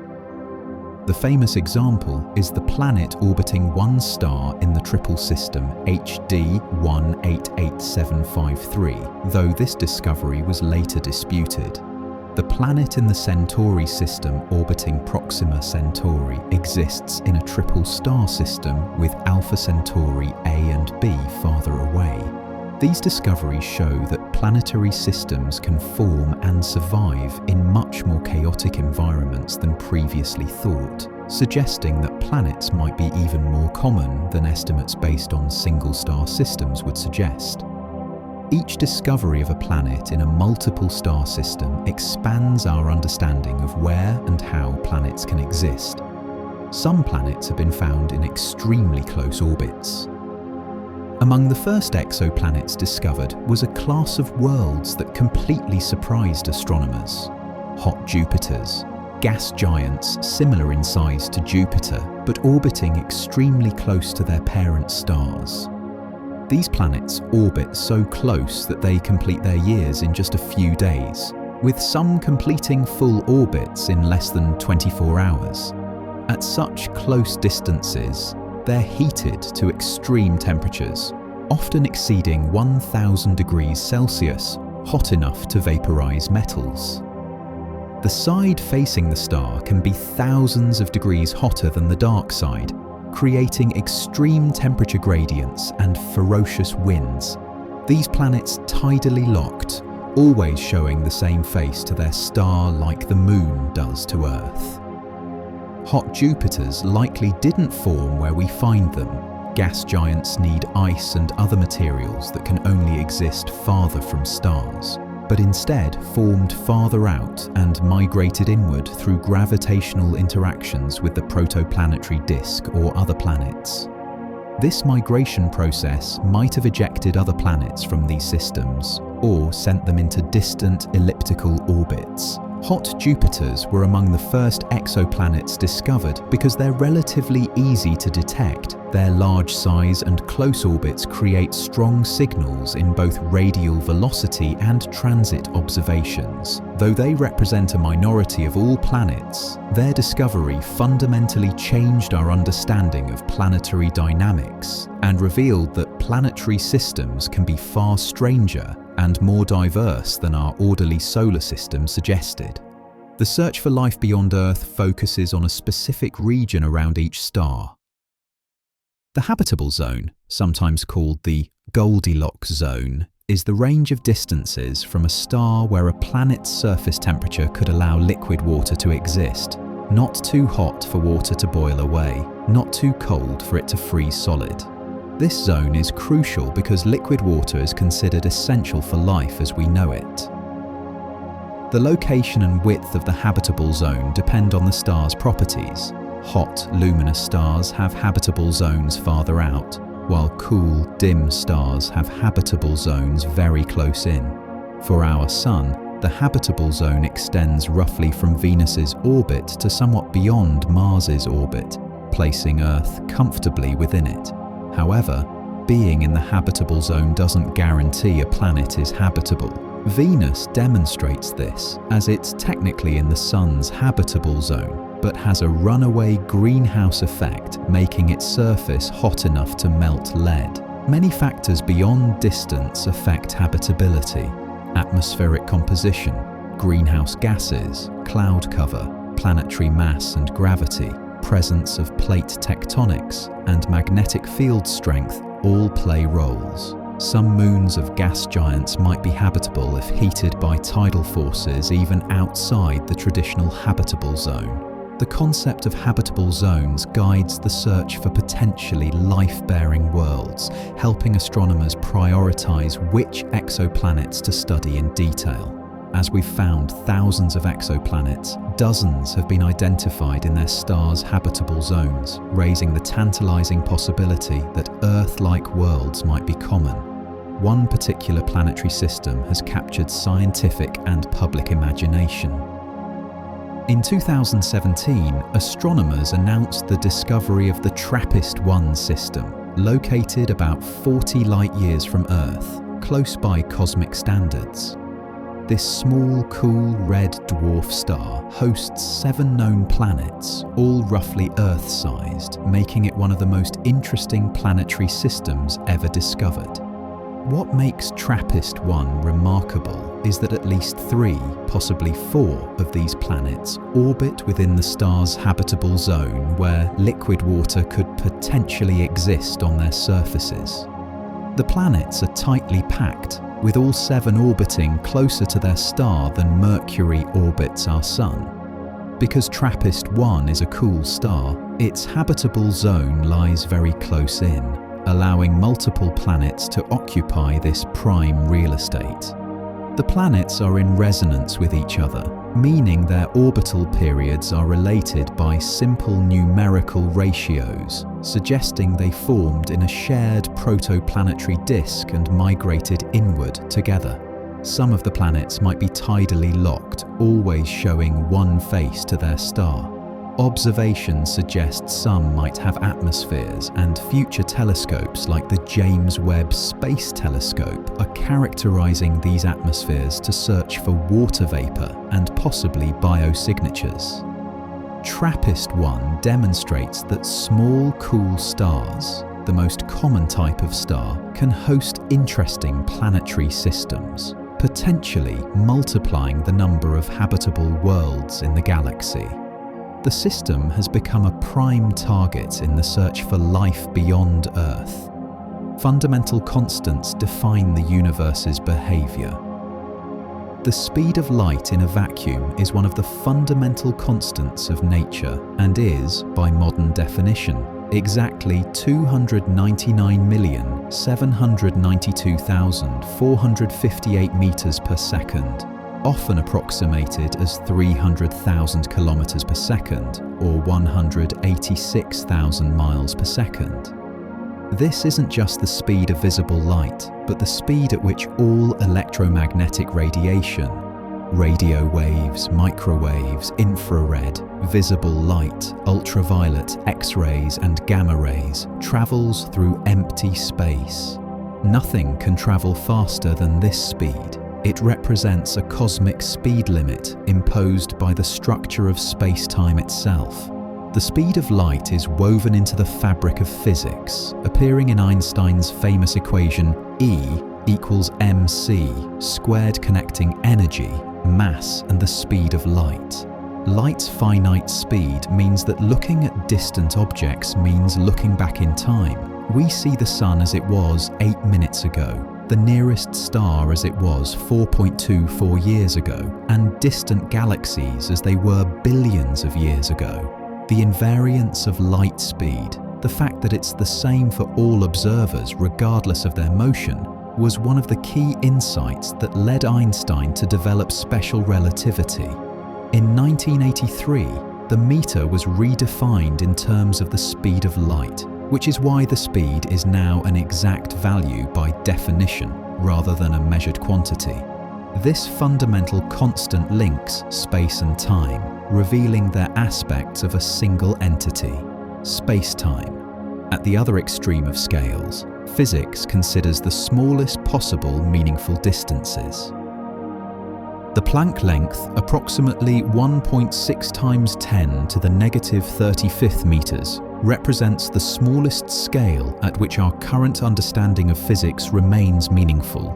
To put this incomprehensibly small distance in perspective, if you enlarged an atom to the size of the observable universe, the Planck length would still only be about the size of a tree. At distances smaller than the Planck length, quantum effects of gravity become so strong that space-time itself probably becomes foamy and discontinuous, and concepts like distance might cease to have clear meaning. The Planck length emerges naturally when you combine three fundamental constants: the speed of light, Planck's constant from quantum mechanics, and Newton's gravitational constant. It represents the scale where quantum mechanics and general relativity, our two great theories of physics, must somehow be unified into a theory of quantum gravity that we don't yet possess. No experiment can probe distances this small. Even colliding particles with all the energy in the visible universe wouldn't provide enough resolution to see down to the Planck scale. This length scale is thought to be fundamental to the structure of space-time itself, possibly representing a smallest pixel of space, though this is speculative. The Planck length sets a fundamental limit on how finely we can ever probe the structure of space, a boundary beyond which physics, as we currently understand it, breaks down. The universe also has a specific density that determines its ultimate geometry. The universe's critical density is the density needed for the universe to be geometrically flat, neither curving back on itself like a sphere nor curving outward like a saddle. This critical value is approximately 10 to the negative 26th kilograms per cubic meter, which translates to about 5 hydrogen atoms per cubic meter. This seems incredibly sparse, far emptier than the best vacuum we can create in laboratories on Earth, yet it represents the average density of all matter and energy in the universe. If the universe's actual density is greater than this critical value, space curves positively, the universe is closed, and it would eventually stop expanding and recollapse. If the density is less than critical, space curves negatively. The universe is open and expansion continues forever. Remarkably, observations show the universe's actual density is extraordinarily close to this critical value, matching it to better than a few percent. This near-perfect balance is explained by cosmic inflation, which would have stretched any initial curvature nearly flat.